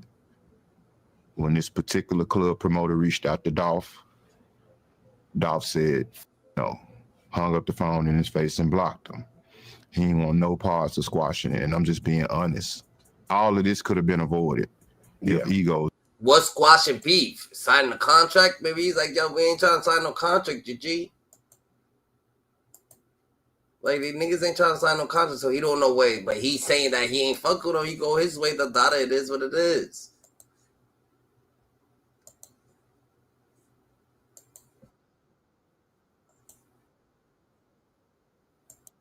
It's just crazy.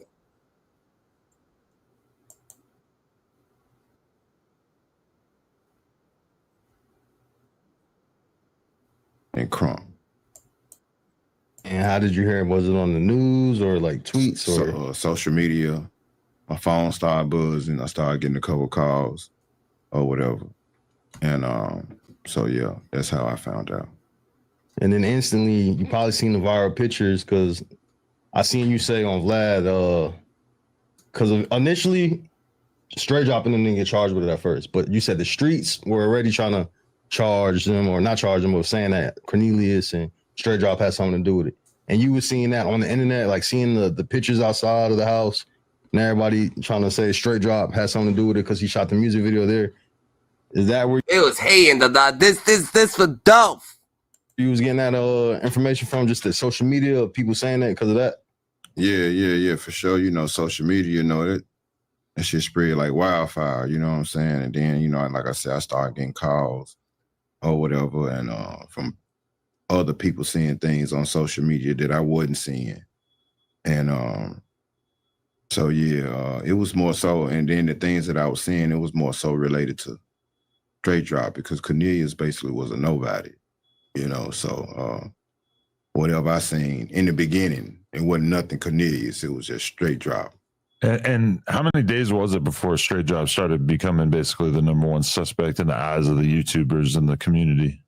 Shit, that same day. It was the same day. Okay. That same night. Yeah. So from your perspective, I'm assuming that you weren't thinking, oh, I'm going to get charged with this. You were probably just thinking, damn, I wanted to sign him. And I thought this was going to be a great opportunity. And it seems like he fucked that opportunity up. In the beginning, of course, I'm not thinking that I'm going to get charged, you know, because I know in my heart that I had nothing to do with it. When I started to have concerns is when my previous attorney that I had before Manny, he reached out to me on Super Bowl and called me early in the morning and was like, Govan, what you got going? I said, I'm just at the house, Massey, what's going on? And he said, I want you to meet me in my office. I said, you do know it's Super Bowl Sunday, right? And he said, yeah, come on, we're not going to take long. So I pulled up on him, and we're in the office, just me and him. We sit down, and he said, Govan, I've been hearing a lot of rumblings downtown about this Young Dolph case. Are you going to need me? And I looked him in his eye and told him, I said, need you for what? Like, I ain't had nothing to do with it. I told him the part I played as it relates to the music. And he was just like, you know, well, I just wanted to talk to you and see if we needed to get ahead of this thing. And no, we don't need to get ahead of nothing, because I ain't had no parts in it. What he sounds like? He's like he sounds like he knows something he ain't telling. Like that dude, why would he say half of the story? Like he's actually giving you like some sort of the story. That shit's crazy.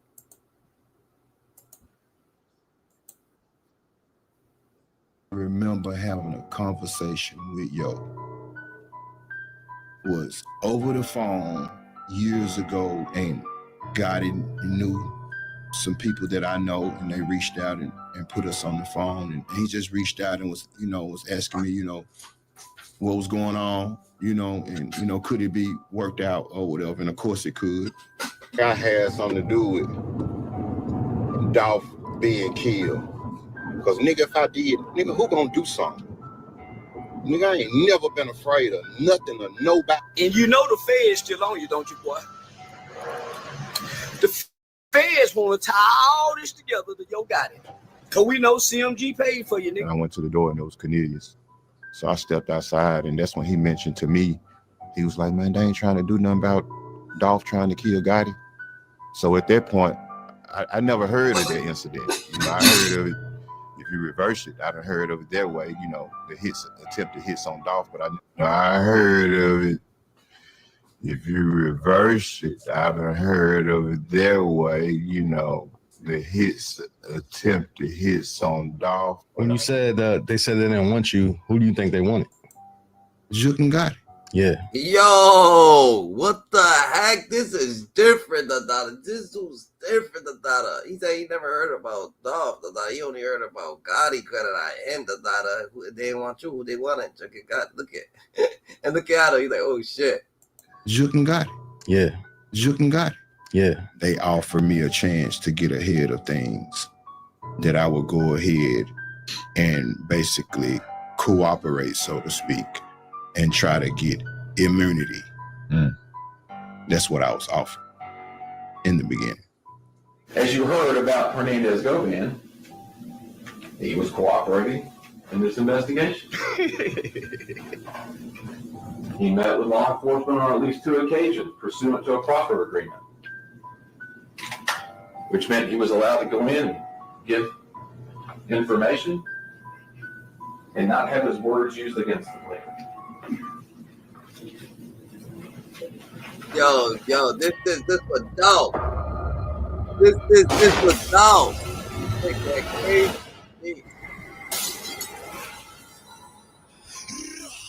And once again, and if you haven't noticed by now, Govan is going to continuously throw Cornelius under the bus every chance he gets to whoever will listen to him, but will never acknowledge the fact that if Big Jook was still alive and would have survived that ambush at the repass, that Govan too himself would have been Cornelius and would have had to take the stand on his longtime partner, Big Jook, because clearly that's what he told the state in the proffer. Because if you pay attention to the way his answers is worded in his recent No Jumper interview, it's clear as day that he passed all the blame on Jook. Man, chill out. In the next clip, Govan was talking a little too much. Man, he tried to put Gotti under. He tried to throw Gotti under there too. He's crazy. He said, "Yo, this is Gotti's situation." For his own good, and said that in the beginning, William Massey, his former attorney, which we go get into later on in this video, met with the state, and somehow they had immunity on the table for Hernandez, Govan, and the murder of Young. Maybe all gloves comes off the data. Maybe Gotti tried to throw him, you know what I'm saying, railroad him, the data. He's like, yo, all gloves is off the data. Maybe the data, it just, you want to understand the dynamic of what's going on, the data. Young Dolph. It's kind of a wild idea to give immunity to the guy who paid for it and directed it, but then prosecute the shooters. Because it wasn't even, listen, when I got indicted, they told me, like, we don't even want you. Like, I was a casualty of war. Right. Like, it wasn't me that they was concerned with. You know, they know I had no, like, the people that was invested in that case know that I had no personal beef with Dolph. Right. I'm over here scratching my head, wondering, like, who had personal beef with Dolph that he been saying all along? Reverse it. I've heard of it their way, you know, the attempted hits on Dolph, but at that point, I hadn't heard anything about someone trying to do anything to Gotti. It wasn't me that they was concerned with. You know, they know I had no, like, the people that was invested in that case know that I had no personal beef with Dolph. Right. They know that. What it is they... So who had the personal beef then? To get what to reach their goal and to get what they want, they had to. I'm gonna stop him right there because I thought he was about to keep it real and tell the truth. You know what I'm saying? What Govan really want to say is, to reach the goal and get what they wanted, Govan had to flip on everybody, and they wanted Gotti. For that immunity, he would have had to give up Gotti. But instead, he offered up the second best of Yo Gotti in his mind, Big Jook. The state plan was for Govan to flip on Jook in desperate hopes of Jook flipping on Gotti. And I believe that's what he was about to say before he caught himself. He had to think about it for a minute. And when he did, he just segued back into cornbread. You can't make this shit up. To get what to reach their goal and to get what they want, they had to get in bed and believe the lies of a junkie pill addict that's saying and twisting everything that had 4 years to lay in a cell on 23-1 and twist things and make them sound good for the prosecution to try to free himself. Now, Remo sensing Govan trying to spin him like a tornado, he said, hold on, Govan, we got to stay on task. Now, you done said... Now, he'll say that about Cornelius, then he say straight drop is a fucking, a straight, killer, that he killed an innocent person, Young Dolph. Like, Govan's just throwing everybody under the bus. Big Jook and fucking Yo Gotti, they the ones that they really want. Cornelius, a created player, pill-popping junkie, so he just a higher gun, so who the higher-ups? And if the state didn't want you and was willing to give you immunity, who did they really want? Govan will answer by saying Jook and Gotti, but surprisingly this time, he ain't even denying connecting Big Jook no more, he just denying connecting Gotti. When you said they said they didn't want you, who do you think they wanted? Jook and Gotti. Yeah, that's what everyone was saying. They were trying to use you to connect Jook and Gotti to the situation. But you can't use me to connect Gotti to nothing because I never had no relationship with Gotti. We ain't never rode to the store together, you know, ever. Govan would later admit, like, okay, y'all, I was bullshitting about Yo Gotti. I do know him, and I'm going to tell you a little story about him. And so Govan admit that he knew Yo Gotti before he was a big successful artist. Matter of fact, he said Yo Gotti know him and reached out to him about squashing the beef with a local artist that he had under his label at the time over a female. And just keeping it all the way G, I'm talking about like, and this on my kids. The only time I can remember having a conversation with Yo was over the phone years ago, and he had the little rap group. I forget the name of them little niggas. I think one of his name was Chris or Christyle, something. But he had like a little rap group. But anyway, I had some words with one of his artists. And I think at the time it was about a young lady, a girl, and I had said a few things or whatever, and I guess the artist had went back and said something, and Gotti knew some people that I know, and they reached out and put us on the phone. And this was before Gotti blew up, you know, or whatever the case may be. I think this was around the time, maybe right before he signed with Birdman or whatever the case. And he just reached out and was asking me, what was going on, and could it be worked out or whatever. Yo, this nigga's acting like KVD, he thinks he could go on different platforms, they can say different shit, give different narratives, but they just gonna put two and two together. When you add it, you never talked to him ever, you say you ever knew him, I'm Vlad. Now you come over here and say you talked to him one time. You gonna go somewhere and say you talked to him only 2 times. And of course it could, and we put it to bed. That was the only conversation that I ever had with this man, and that's on my kids. Man, tell me why your boy go from not knowing Yo Gotti to Yo Gotti knowing him and reaching out to him to squash the beef. I think he got the main character syndrome. Let me know what y'all think in the comments. But what I don't understand is the conspiracy he's trying to build around this longtime attorney, William Massey. Now, Govan claimed that Massey called him into his office on Super Bowl Sunday and told him he'd been hearing his name in the Dolph case downtown and asked him, is he gonna need it? I guess when Govan explained his role in the situation, his lawyer Massey asked him, do they need to get ahead of the case? Instantly, Govan understood the terminology and understood his lawyer was telling him in so many words, let's make a deal like the game show.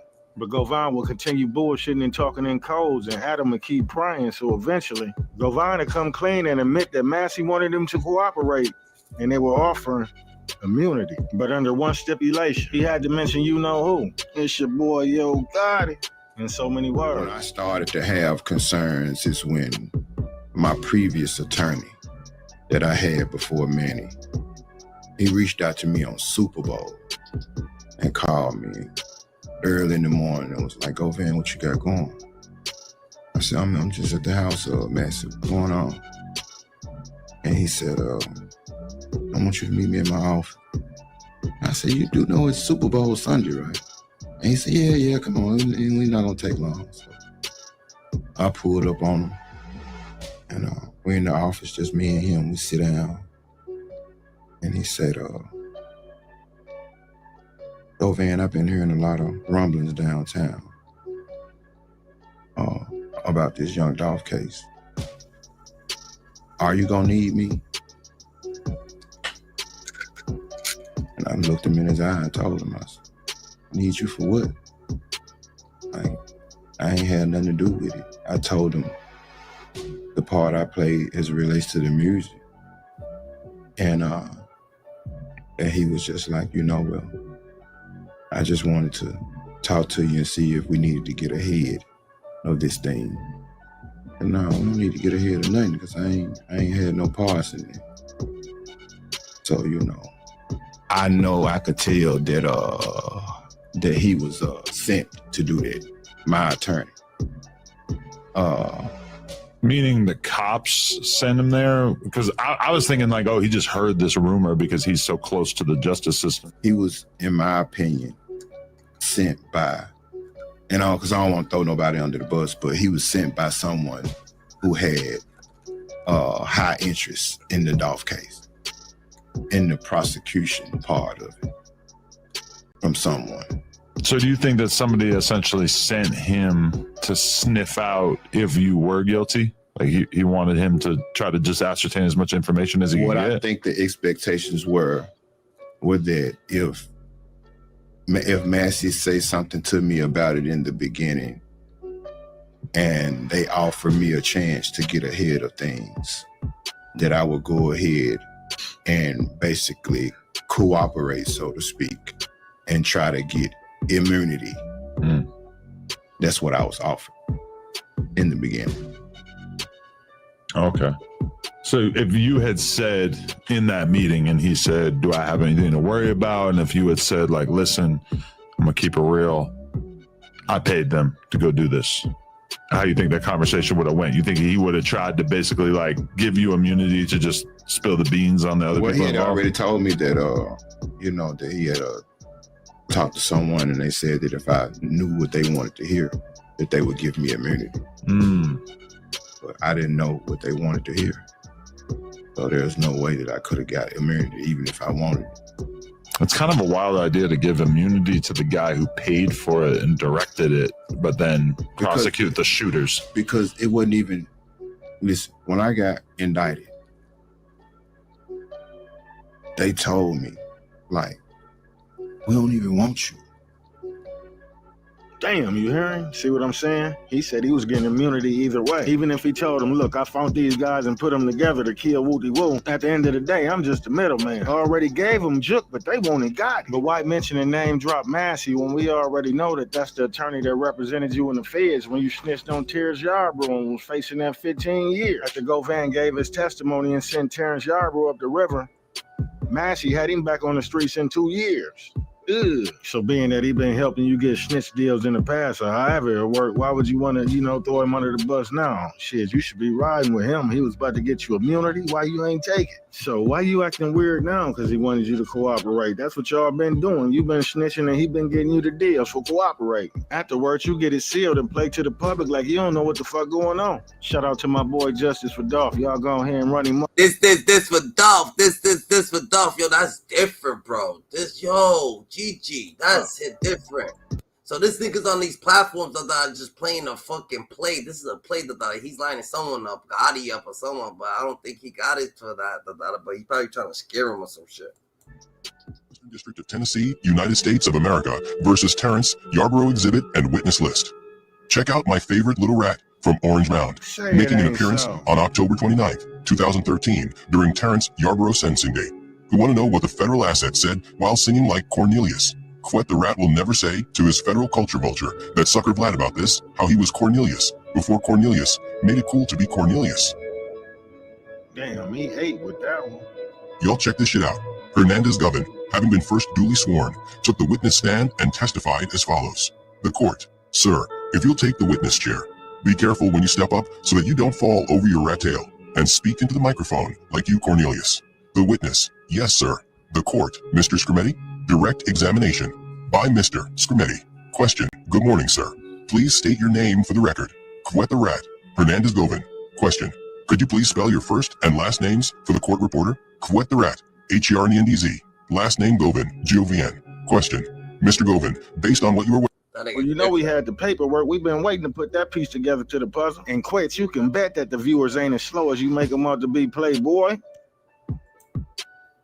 See, he done told on this man Yarbrough, but I know he wasn't the first, and he ain't gonna be the last. Hey, they probably did offer him immunity, but took it off the table when Jook passed, and he ain't give up Gotti. Hey, because you already know he would have jumped at that at breakneck speed. He told Vlad he would have took that 10 ball. But as long as you keep on throwing these hints and blues clues, the Fed's still watching.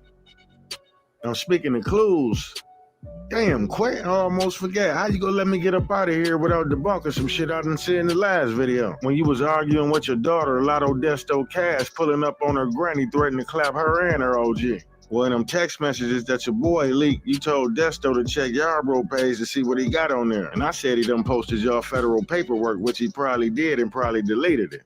That's his daughter saying, good day, love. Look how he talked to his daughter. I don't give a fuck about no Facebook. Go on Yarbrough page and see what he said about me. Fuck you mean. That man got 5,000 friends. The whole world. He worried about clouding what people saying. That man got 5,000 friends. The whole world. know what happened, because it's on his page. He back chasing the social media shit again. This is his daughter he talking to, the one that's dead. Matter of fact, we just talked last week through text. Now this where it get real crazy. However, upon checking his page, he did have a YouTube link up with over 200,000 views entitled "The End of CMG. Who was Hernandez, the Rat Govan? Paperwork proof." So most definitely what's done in the dark shall come to the light. Shout out to Hood Educated. Let's talk about Orange Mound Quake. But it's not what you know, it's what you can prove. But at the same time, come on, man. 1 + 1 = 2. And for CMG, this shit is not looking right. But the cold-blooded part about it is this right here. CMG, Yo Gotti, Big Jook. If y'all laid in the bed with this nigga right here, Orange Mound Quake, if y'all sat down with him, if anybody of statue of CMG sat down with Orange Mound Quake and planned the killing of Young Dolph, y'all ass cooked. Y'all ass deep fried, done. Stick a fork in them. It's over with. Why? Check it out.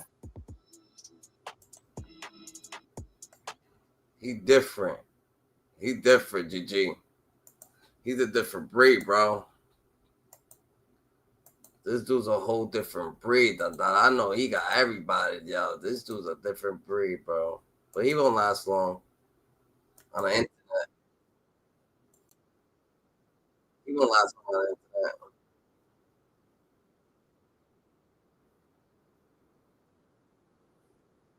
the internet. Do something. Because if I did, who gonna do something? What happened to the 100K? From the record deal. A 2 in the murder trial for the man accused of orchestrating the killing of rapper Young Dolph. Man got started shortly after 9:30 Tuesday morning. I mean, I didn't really listen to him. Who did? Yeah. I don't know. Yeah. I ain't ducking nothing but some bad. It sounds like you ducking somebody. If I was ducking him, I wouldn't be here. Who he ducking? Yeah. Yeah, I feel like we could go off, start a business together, sell some cookies, Yeah, I see right now. do our thing. Yeah, you up. The Makita's homemade cookies on Airways Boulevard. Say, man, hey, man, it's OG Jacario back at you with another. And the beef between Hernandez Govan with each other. And it seemed like it had kind of slacked off for a minute. And now that Charleston White has did this Say Cheese interview with Sean Cotton, and you can catch it on YouTube, that full interview, you have Charleston still sticking with his opinion that Govan has something to do with Dolph's murder.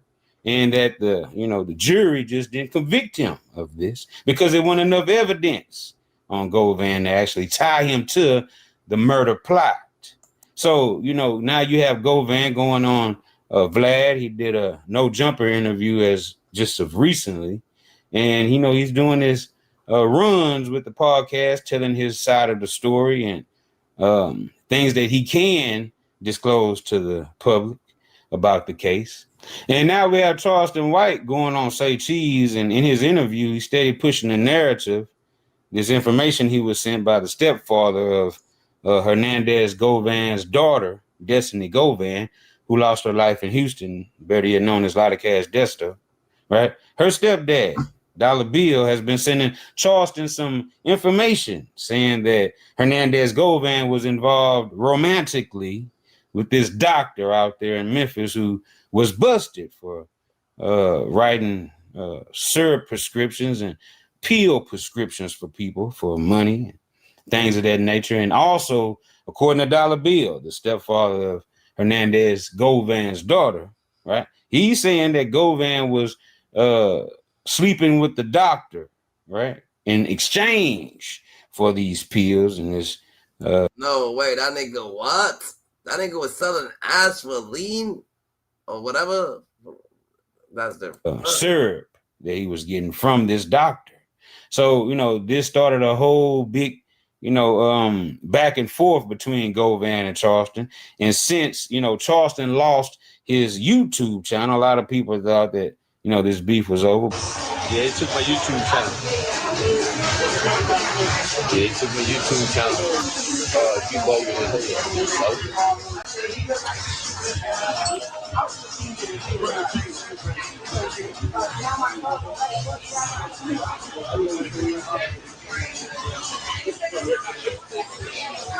Good, you bitch. So, it was my YouTube channel. I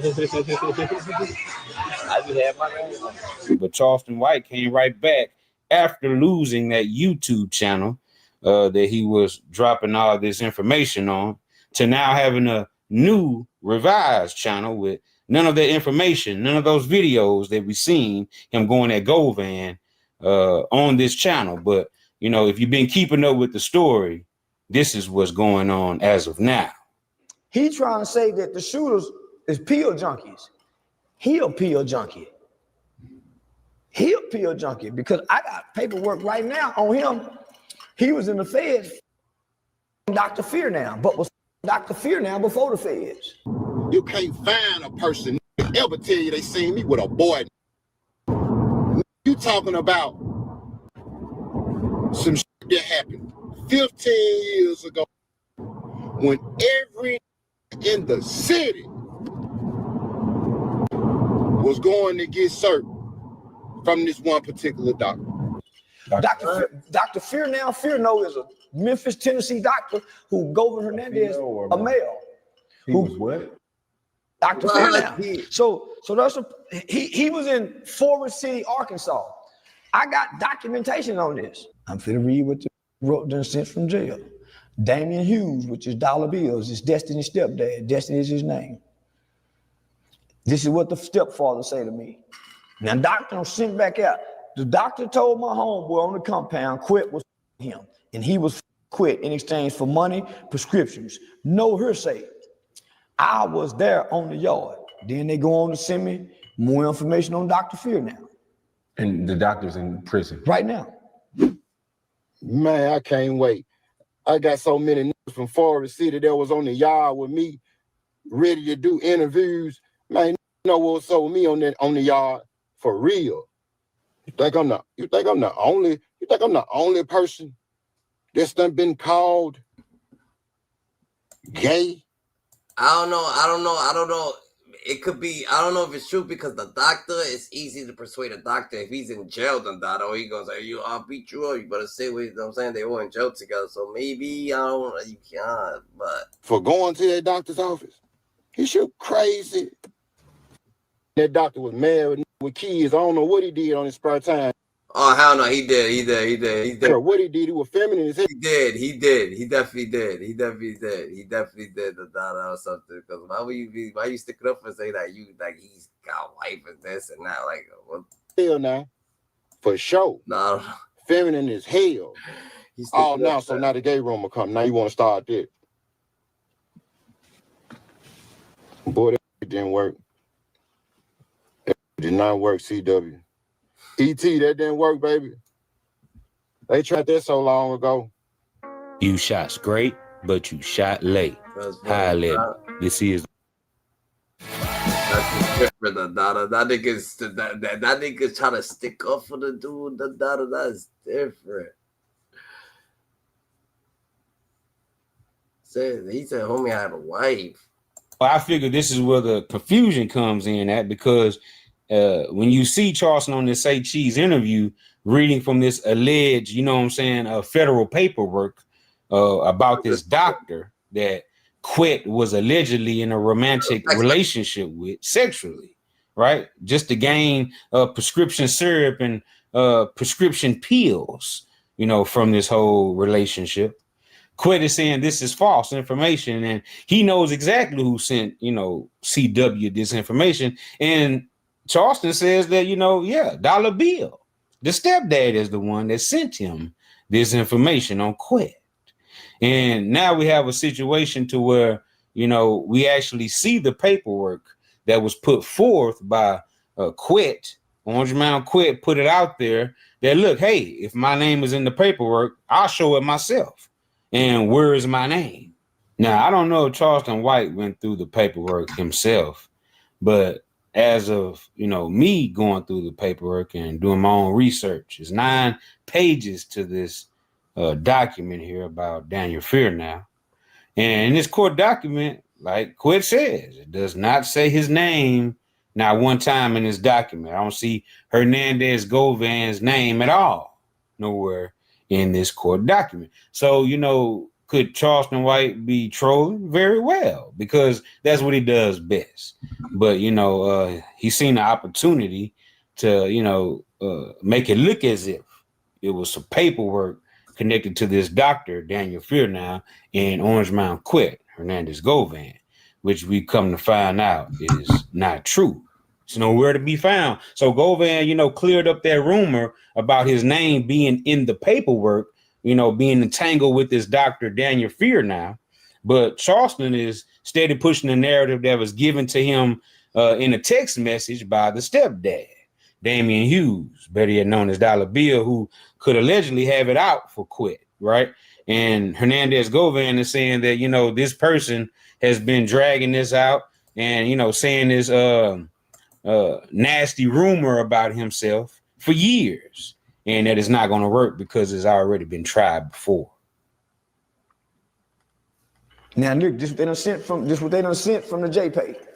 Read that out loud. What did it say? Hey, I caught him in the bathroom with Doc. I told Doc, if you don't give me $300,000 and all the meds I want, I'm going to tell your wife.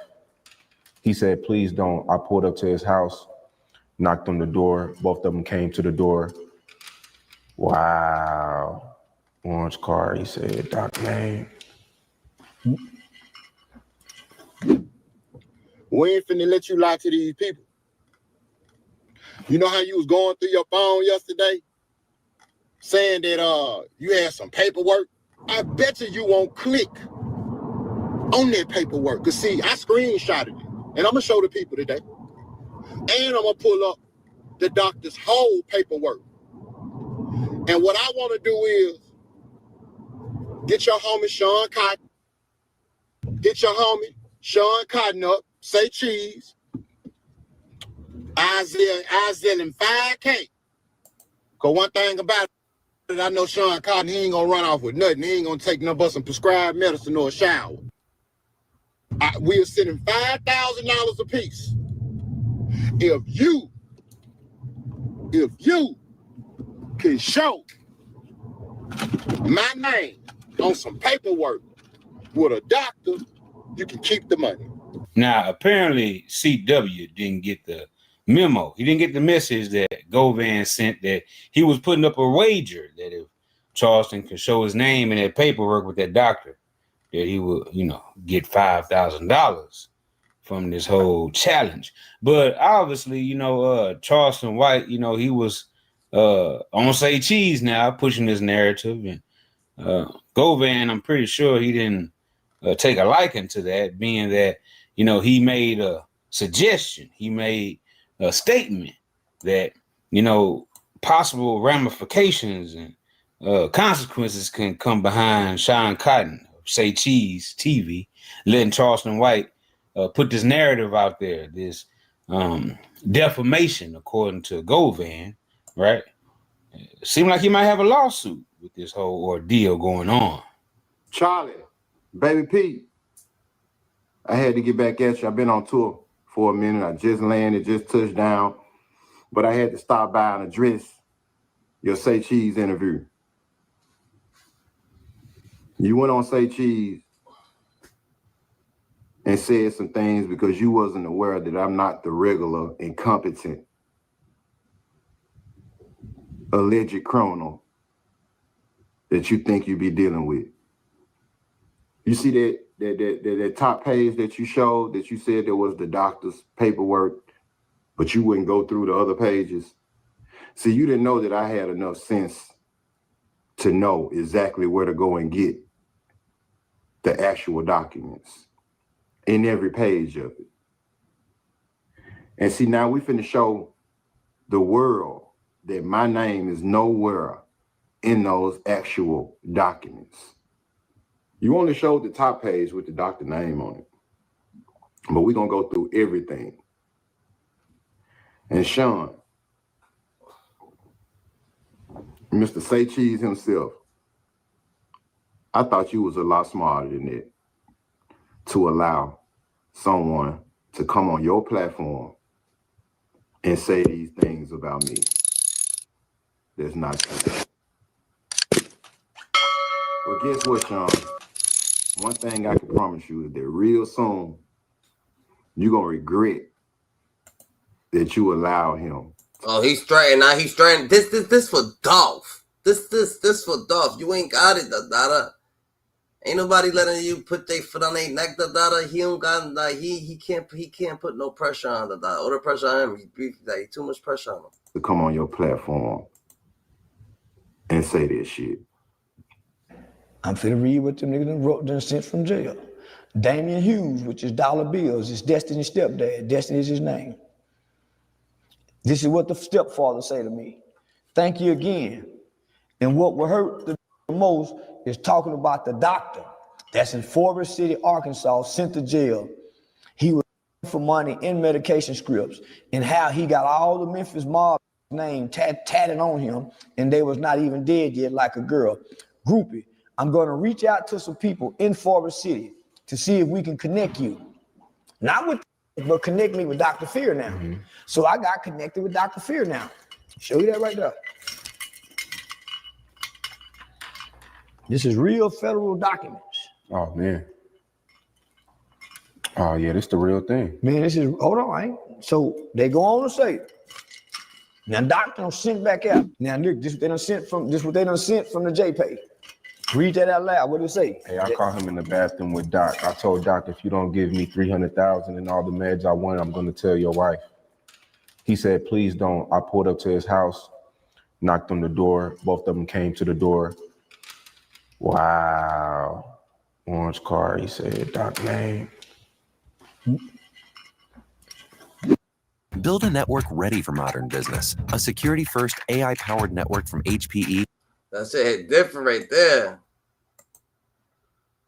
The doctor been released from prison for at least 2 years. See, you can go on to bop.gov and it'll show you the doctor's actual release date. And the date that they have on there is not all that accurate because anybody that been to federal prison, they know that you at least got to go back 6 months at least, sometimes a year.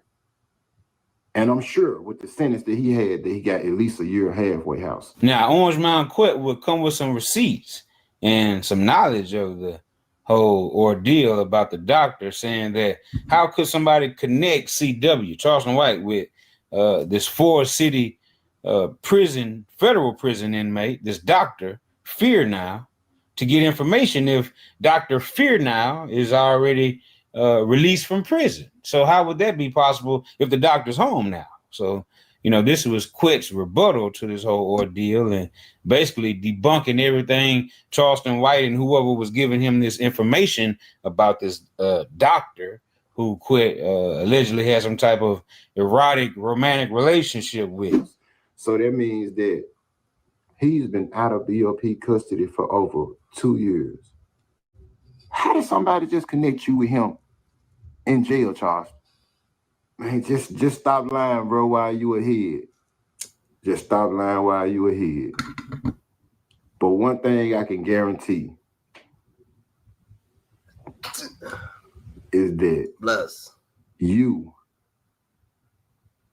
gonna regret letting a sucker reach out to you who been bitter for years because he been telling the world that I'm the reason that he was in ICU sipping out of a straw, which isn't true because I definitely wouldn't harm him or anybody else.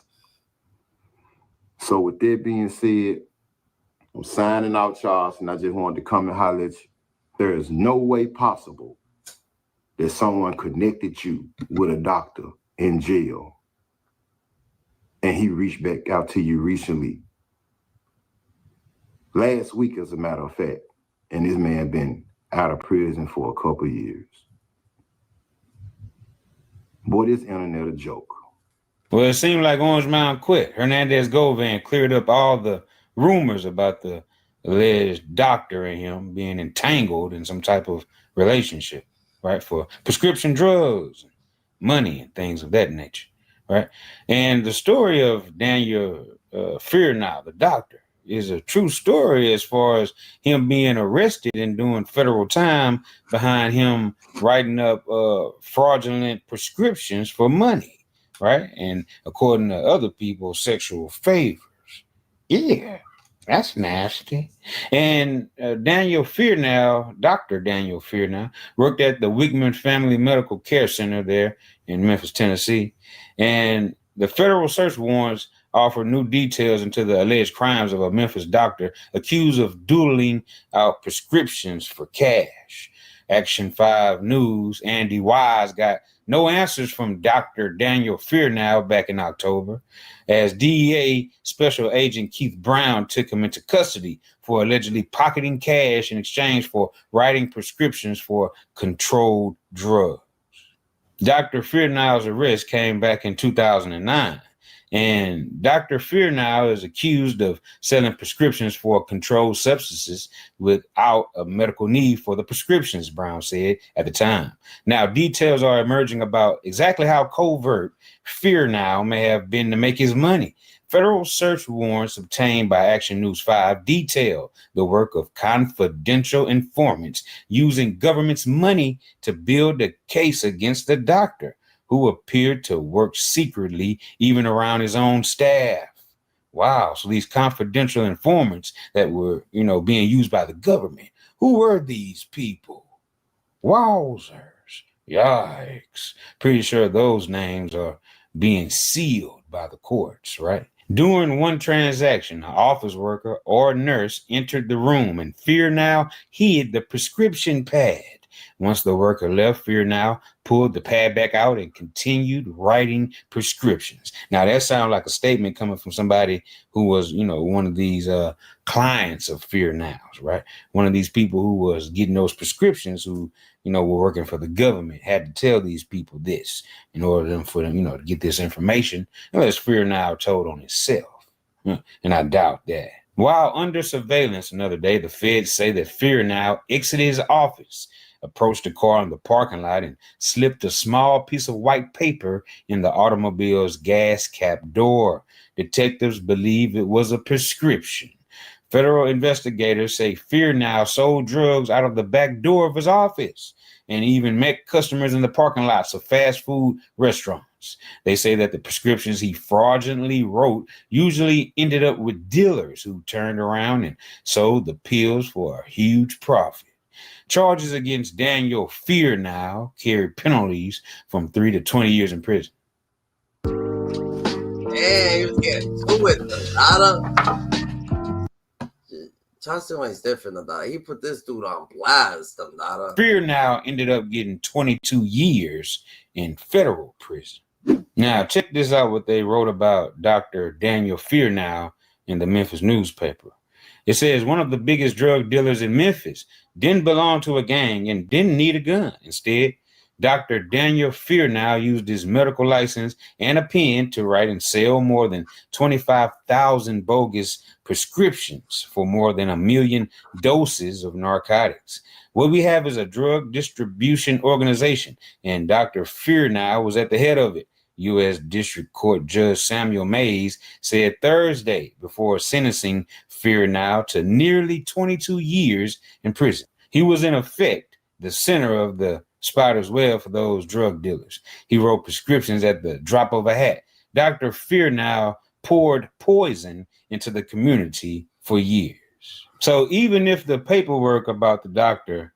Daniel Fearnow and Govan being linked to each other is false, Govan's name's not on the paperwork as we seen, but some paperwork that his name is on, Govan isn't, he ain't talking about that. He ain't bringing up the paperwork that he is on. And as far as Charleston White saying that Govan worked for the state and he worked for the feds at one time in 2 separate cases. And as we know in the Dolph case, he worked for the state and gave information, had a proffer agreement.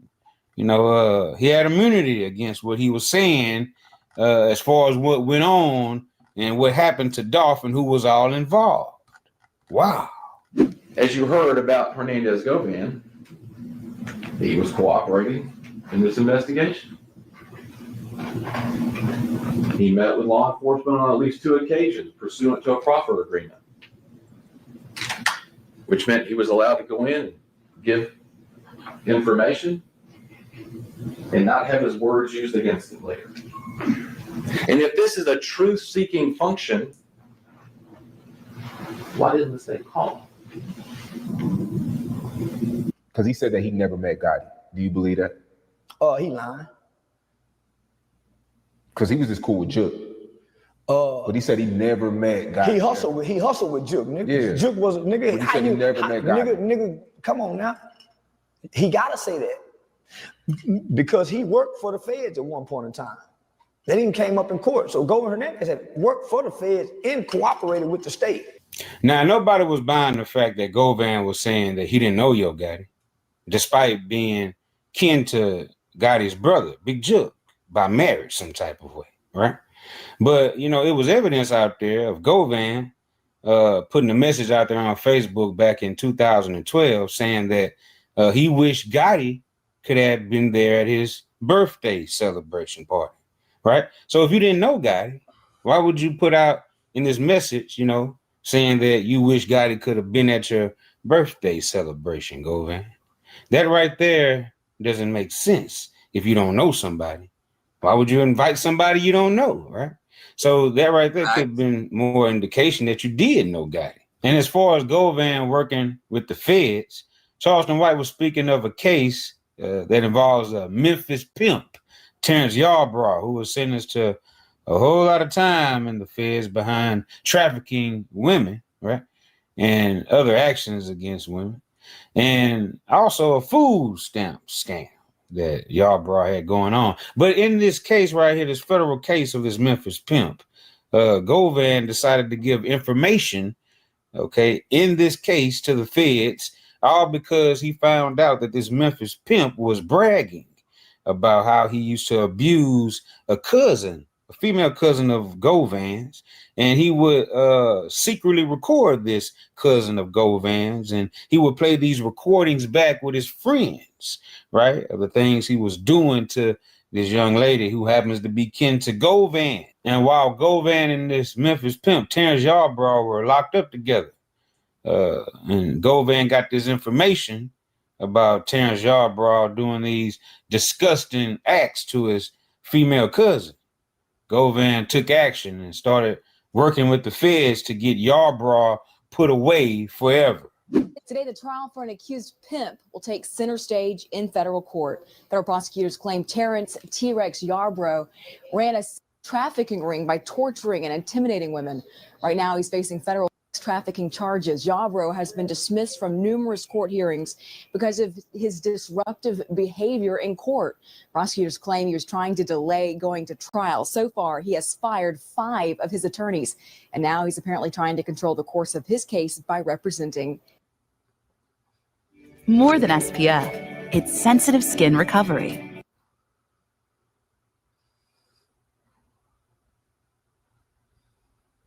Shit's real, Dada. They doing this. This is crazy. Documents. Terrence Yarbrough, right, was being testified against by Hernandez. Govan was on the witness list. And when he got up on that stand and he was asked why was he doing this, why was Govan testifying? Well, he said that, you know, he wasn't looking for no reduction on his time or nothing. This 5K1 motion and all that. He wasn't interested in that. GG, Dada, this is crazy, Dada. So he just, so Govan's over here. He just fucking, he's a straight con artist. That dude's a straight con artist. This is what I got from this. He's a straight con artist, Dada. He's just blatantly, Dada, saying, just making himself look bad when he says Govan's innocent. And then he comes out straight dropping all these other people and comes out Yo Gotti and Big Jook and then tries to big up these people, but still marks them, still marking Young Dolph, still marking him, Dada, and everything like that, Dada. So it's like you can't win with that dude, Dada. That dude's definitely a con artist. He's definitely something different, Dada. You know what I'm saying? Definitely a straight straight. Like, I don't know, but you know what I'm saying? But whatever you get out of it, he's saying what he's saying, it seems like he's trying to ping people up to it, so it is what it is. So GG's, hyenas, this for Dolph, this for Dolph, this for Dolph, we stand on our business. Life's what you make it. You can't love your candy. It's gonna be simply what you make it. Life got meaning, so act like it. When the elevator, who's elevated? God's elevator on the way to the top. God chose you because you knew he could trust you. God's best kept secret. And we standing on business, all the way on business. You heard? GG's $1,000 you mark it, we gonna spark it. If you ping it, we gonna stink it. If you drop the low, we gonna flock this low. You heard this for Dolph, you heard you tagged it, we're bringing static. Hyenas, saying more way than never. That's just what it is. GG. This for Dolph, nah, for real though. But I guess they still spending for Dolph. Dolph's energy still in the air. Niggas still standing on business. So salute to everybody in the world. GG is still on business. Govan, I don't know. He's a fraud.